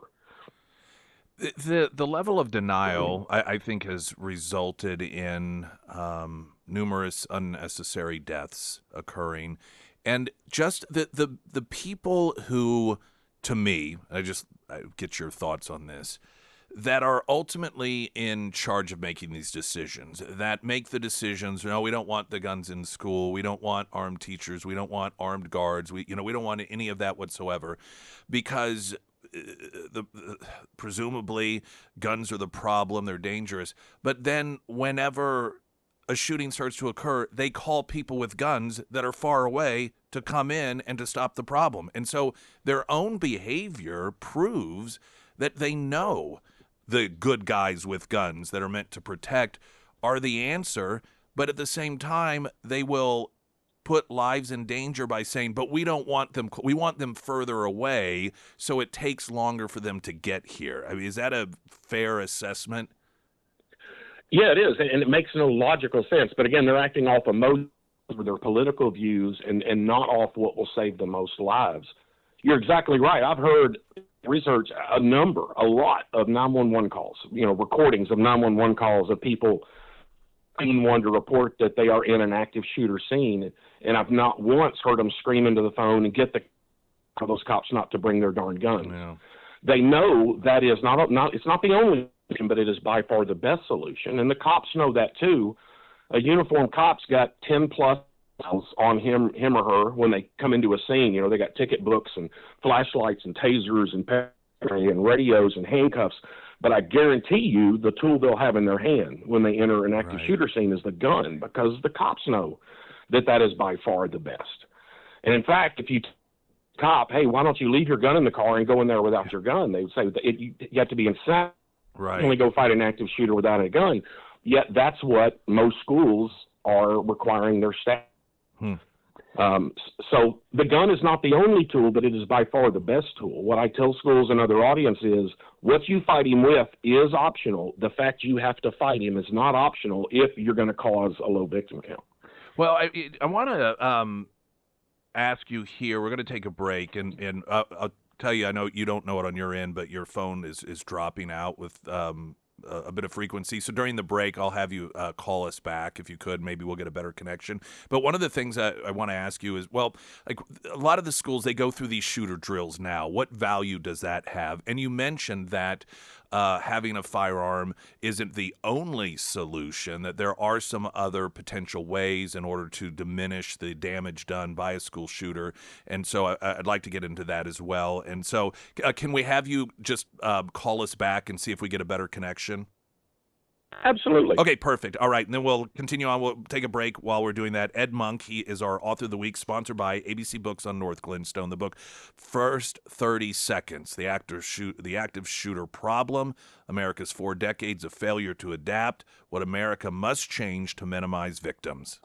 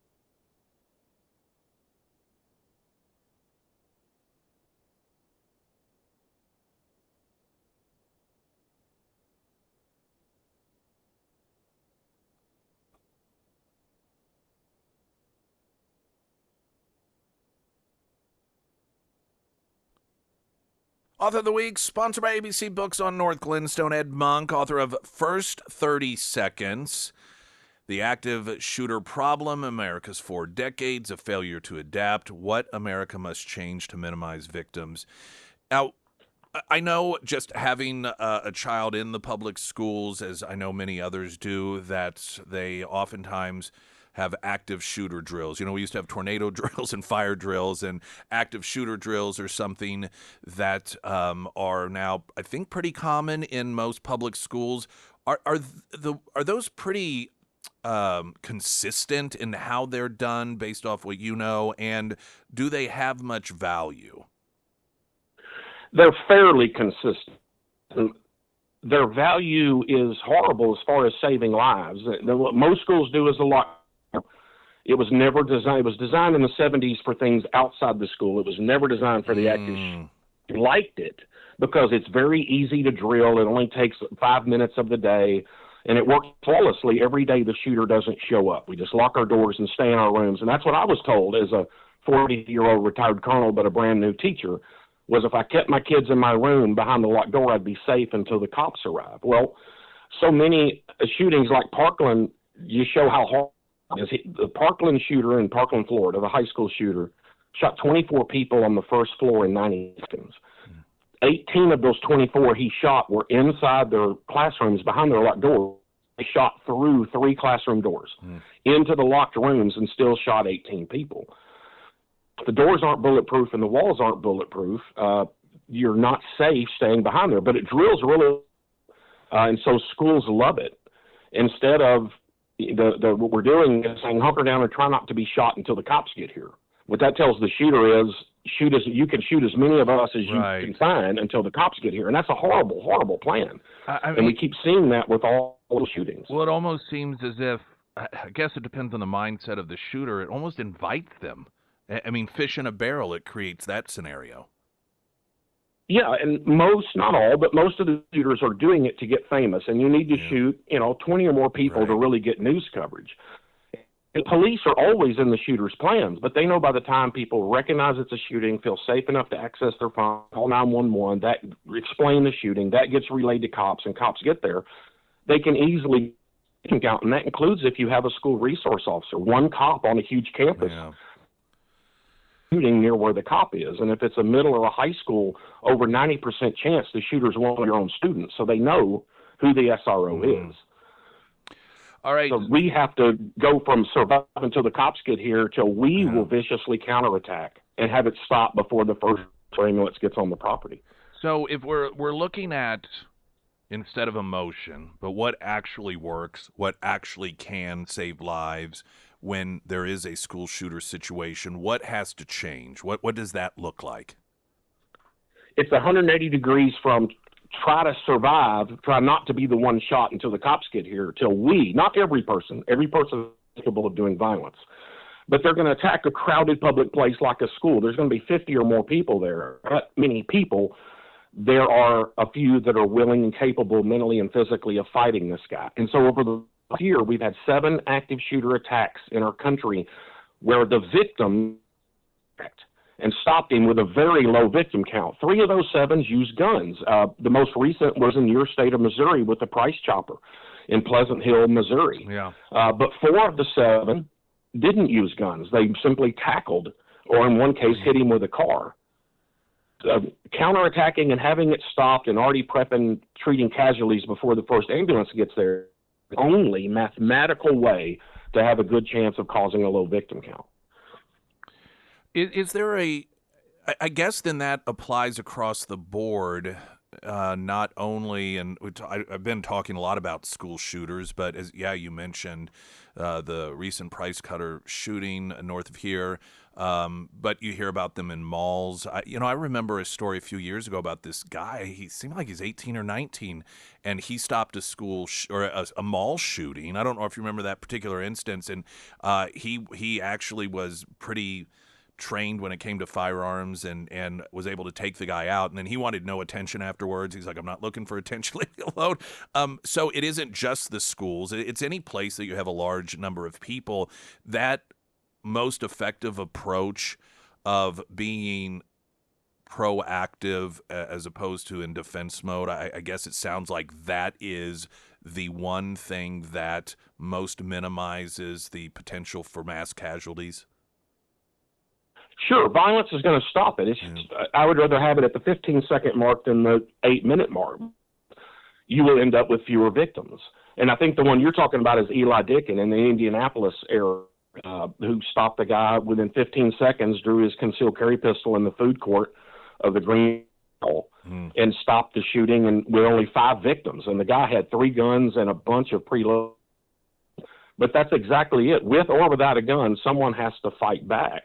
So, and for a school is everybody locks down, then next less bad would be what we're teaching the federal government's been trying to teach, run, hide, fight. And they all say fight only as a last resort. We have to put fight first. Right, yeah. Not everyone can't fight, but we have to put somebody, one of us there in the intended victim pool, must fight back immediately and stop. That is the only mathematical way of getting a low victim count. So we have to teach that attack opposite day. When an active shooter starts shooting, it's opposite day. All the old rules don't apply at that point. We're playing a new game with new rules. So yeah, on any other day, we don't want anybody to be violent. But on that day, we want somebody to be viciously violent against this guy.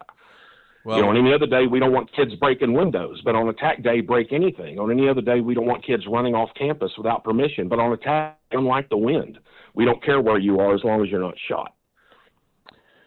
Well, I appreciate your time this morning. And, this always proves to be an issue that what the conventional wisdom, if you will, approach is, it's the opposite that actually works. I mean, when it comes to firearms, just in general, mass shootings as well, like you said, you almost have to think the absolute opposite of what society tells us in order to more effectively utilize and more safely utilize and save lives when it comes to firearms. Very interesting stuff. Ed Monk, our author of the week, sponsored by ABC Books on North Glenstone. First 30 Seconds is a book. Thank you for being with us this morning. Appreciate it. Thank you, Nick, and I'll be in Springfield on July 30th to do presentations for anyone who would like to come, and it's free of charge. How do they get more info on that? They just have to go to Hatch Auditorium, the Library Center on Campbell Avenue.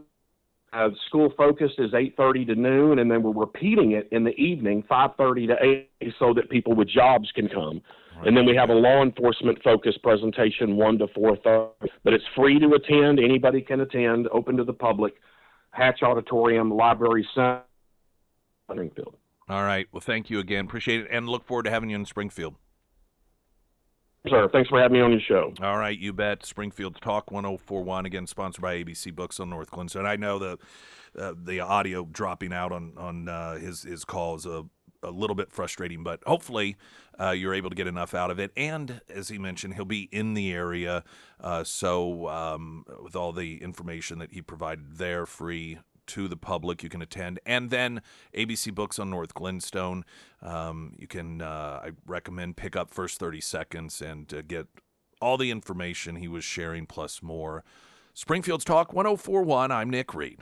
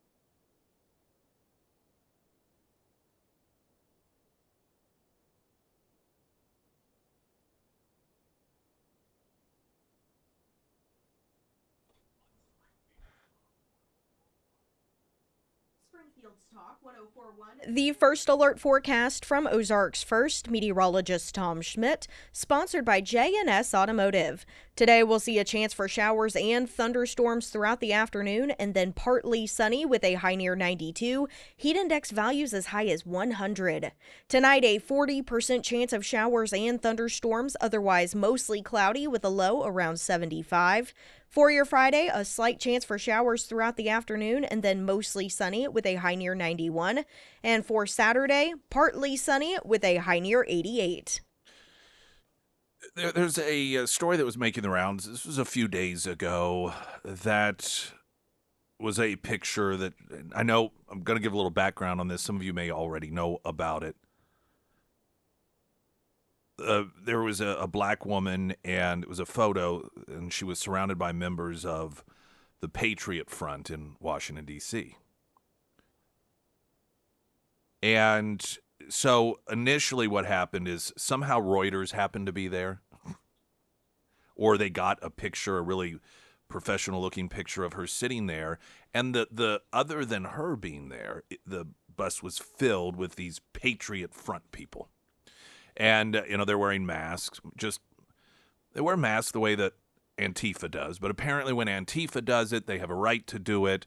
When Patriot Front people do it, it's nefarious and evil. Now, incidentally, I don't really know a tremendous amount about Patriot Front. It seems as if they are okay with the label of white supremacist groups or being a group. Claims it has hundreds of members, which frankly isn't a lot, in my opinion. If you are supposed to be a national organization to only have you can't break 1,000, so it doesn't seems like it's given more relevancy than it actually deserves. About 400 of the individuals showed up in D.C. to protest. Their goal, according to this is Daily Wire. Their goal is to establish the U.S. as a white ethno-state, according to the New York Post. The group was formed in 2017. Now, what initially happened was what happens with the left and the media traditionally, is they took someone without really knowing any of the context and tried to make that person who fit a particular narrative some sort of hero, trying to label her the new Rosa Parks. Well, apparently it turns out she's a nut job. I mean, there's video circulating of her pooping in the middle of a bus, and she's just insane and nuts.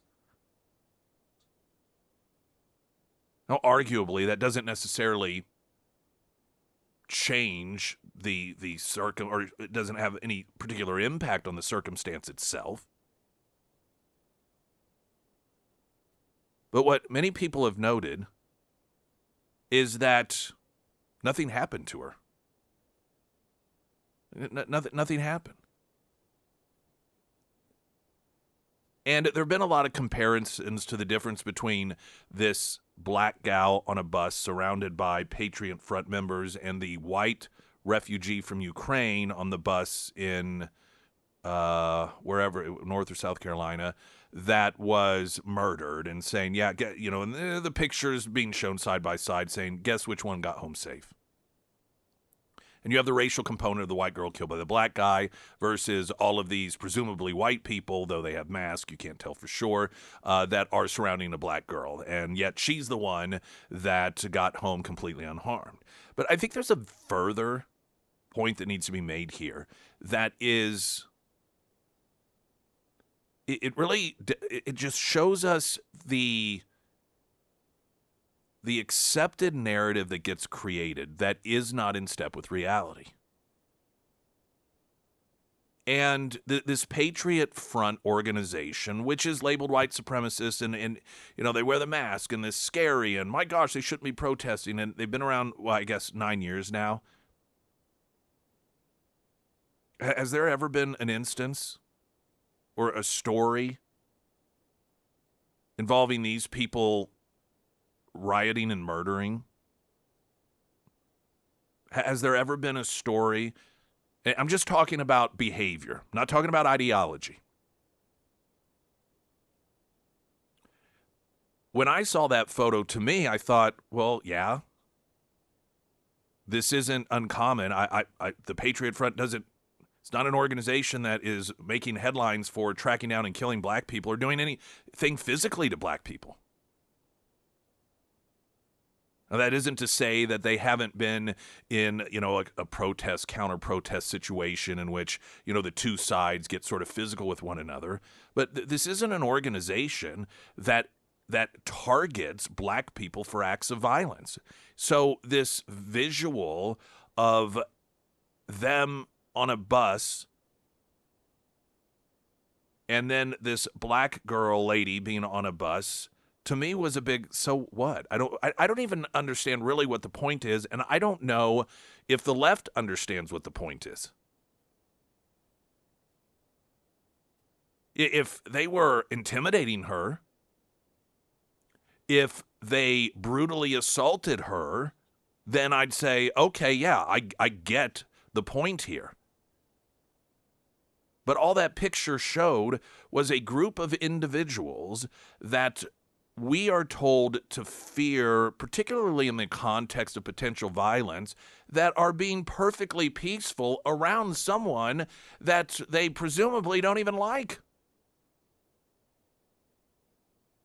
Now, you look at the way, though, that the media narrative is around a group like Patriot Front versus Black Lives Matter and Antifa, which is now a terrorist organization. But let's just look at Black Lives Matter. Dozens of people murdered. Billions of dollars of mass destruction all across this country. Yet we were told that they were mostly peaceful, that the murders, the assaults, the acts of violence, the vandalism didn't really have anything to do with the organization. And in fact, you had corporations tripping over themselves to give money to them. People right here in Springfield, probably most of them in the Roundtree area, with Black Lives Matter signs in their yards. And that's a grouping of individuals that actually did commit acts of violence, that actually did target people and murder them, that actually did carry out massive amounts of damage. Yet we are, presented with this idea that, it's a wonderful organization, and if you don't support them, then you're a racist. Meanwhile, Patriot Front, a group that doesn't do all of that stuff, is the one we're supposed to be afraid of. They're the ones that we are supposed to shun from society. Now, like I said, I don't really know much. Let me just tell you the way I think about this. If you have an individual that's of one race, and they believe that the races should stick together, and maybe they even hate the other race, as long as you're not bothering them, who cares? What difference does it make? People are allowed to have their own beliefs and their own feelings. And again, you can't commit acts of violence on it. That's wrong. The outrage that comes from the left on this, that just elected in the primary one of these socialists in New York that has openly criticized integrated relationships. She does not believe in them. She has the same exact belief system as the Patriot Front. I think about the number of people that voted for her who promotes the same racial ideology as the Patriot Front, that then also posted this photo thinking that they were, showing to the world how evil and awful the Patriot Front is because they're racist, while they actually vote into Congress someone who shares their same beliefs.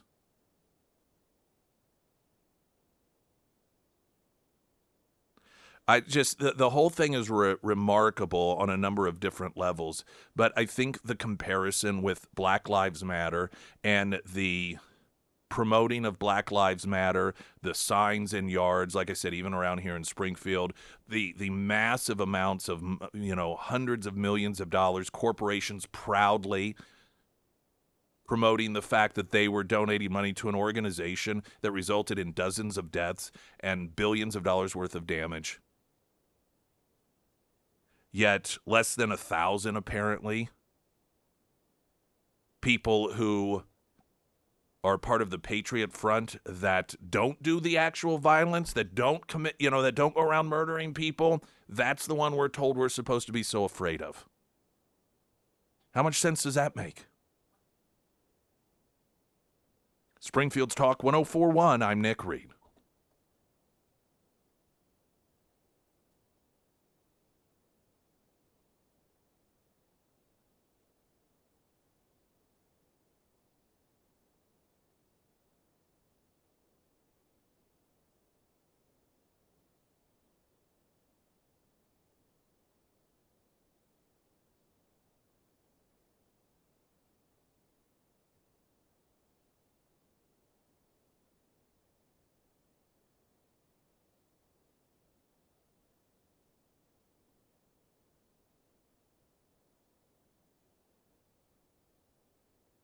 Sarah Myers, everyone. Thank you. Foreman Mechanical Heating and Air. It's been incredibly hot and muggy the last couple of weeks. And, I always tell you about the great work that the Foreman team does when it comes to your AC. But I do also want to mention their indoor air quality testing as well.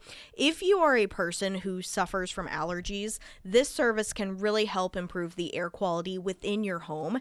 And also with that indoor air quality testing, they can also help you with humidity prevention as well. So if you have a sunroom or maybe just an add-on that you struggle with humidity within that room, this service might be a great option for you. I recommend that you just reach out to Russell, see if it's a good fit for you. And of course, for all of your AC maintenance and repairs, Foreman, well, they can help you out with that as well. You can find all of the contact information for Foreman Mechanical under the Sarah's Endorsements tab at ksgf.com. The former Milwaukee County judge, Hannah Dugan, that made headlines because she assisted in the escape of an illegal immigrant from law enforcement, who he was actually there in the courtroom because he was facing, I don't know if it was the actual trial or preliminary hearing, but he had two victims, one a woman that he beat senselessly and the other a guy that they were roommates. And he was angry because they asked him to turn down the music. And I believe he hospitalized the male roommate. He beat him so bad. And then this judge, when she realized that ICE was there to detain him because in addition to being a violent offender, he was in the country illegally, she helped him escape. She went on trial. She was found guilty. Faced years in prison. Instead, she is avoiding any prison time, despite being found guilty of obstructing the ICE agents, after a Judge Lynn Edelman, Clinton appointed, decided that Dugan, quote, was a good person upset by immigration enforcement in this country. Now, this is an 85-year-old extreme leftist judge. This is why people have lost faith in our judicial system. When you have judges that are openly willing to take someone who is found guilty and facing years in prison and let them off scot-free because in your assessment, they're a good person that is simply upset by immigration enforcement in this country, so what? Is that how our judicial system works? You can commit a crime, and as long as the judge thinks you're nice and agrees with your politics, can let you off? Dugan was convicted last year after ICE agents showed up at the Milwaukee County Courthouse to detain 31-year-old Eduardo Flores Ruiz, who had entered the country illegally and was appearing before Dugan for a hearing in a state battery case. Dugan first confronted the ICE agents before helping the illegal violent offender and his attorney sneak out through the back door of her courtroom. Flores Ruiz was caught moments later and later deported, while Dugan was later arrested by the FBI. Incidentally, this also shows that the narrative from the Democrats that they're fine with deporting violent criminals, it's just, it's those that aren't violent criminals they think shouldn't be deported. This shows that's a lie. This is a judge. This is somebody who was in her courtroom for beating two people to a pulp. She deliberately picked a violent criminal who was in this country illegally in order to try to help him get back on the streets. Dugan was convicted of felony obstruction, faced up to 5 years in prison. Prosecutors reportedly requested that Dugan serve between 15 and 21 months in prison. Notably, Dugan appeared to show no remorse whatsoever for her actions, telling the court prior to sentencing that her acts that day were consistent with community concerns at the courthouse. It's telling that neither the judge letting her off without any prison time or the judge who committed the crime reference the law when it comes to their decisions. The judge who committed the crime violated the law. Her reason for doing so, prior to sentencing, again, after she was found guilty, was, hey, she was just doing what was consistent with community concerns. With the protesters, the rioters. That's not how our system is supposed to work. Our judicial system is not supposed to be based off of which rioters are most dangerous and most loud. And the judge who let her off without a sentence, noting, again, not the law, but she was just concerned about the illegal immigration issue. If you're a judge and you're concerned that when it comes to the issue of rape, men oftentimes get a raw deal, are you allowed to help them sneak away and not be held accountable? That's the argument that they're using. The judge, Edelman, decided to give her a slap on the wrist. Quote, "This is a situation where an otherwise good person upset by immigration enforcement in this country, a sentiment widely shared, made a bad decision in the moment."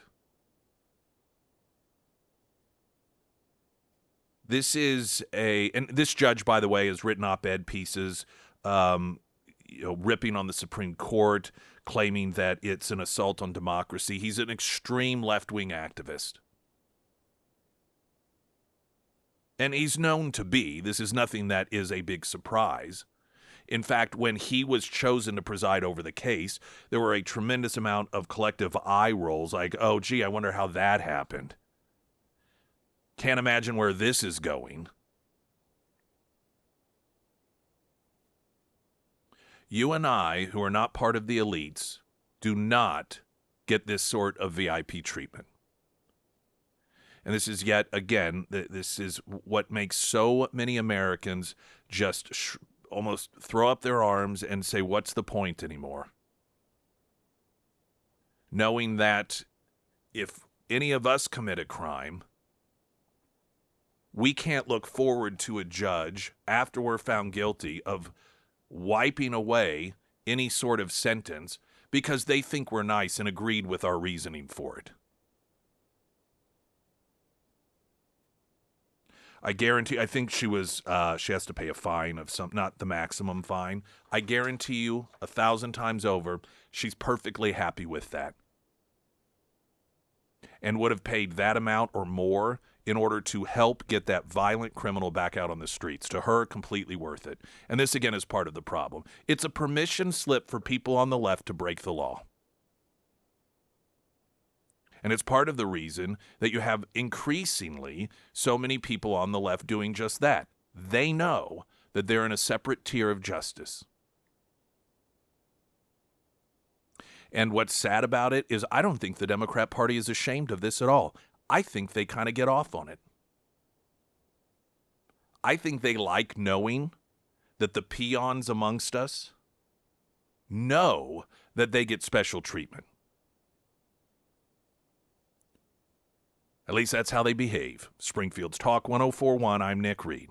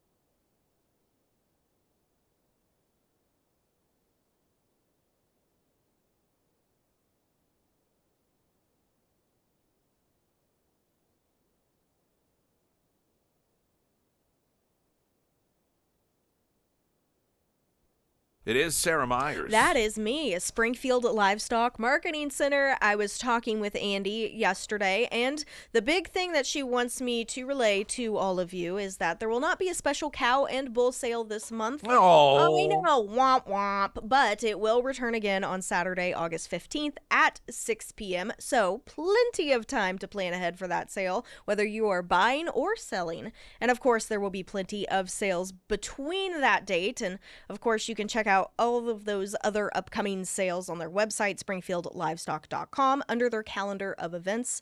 And as always, you can find all of their contact information under the Sarah's Endorsements tab at KSGF.com. The preliminary aspect of the trial of the alleged assassin, Charlie Kirk, has been going on. And according to the court, it will be done on Friday. There was some speculation as to whether it would go beyond that. That is when it's expected in. There's been a lot of information provided that had not been made public before, much of it video that really tracks in real time exactly what he was doing. And apparently there were some conspiracy theories that he wasn't even on campus, so it couldn't have been him. Which and I don't want to get into it, but I'm like, why would his family then talk him in? Just none of it made sense. But anyhow, video testimony from his lover, Lance Twiggs, is expected to be played in court this morning. And so that's just sort of the latest update on that. There were some components of it that were removed that the judge said may be allowed back in during the actual trial itself. But this is something that the defense has tried to prevent from happening. But nonetheless, today it will be aired in court. And like I said, they're expecting to be on track and have this preliminary component wrapped up by Friday.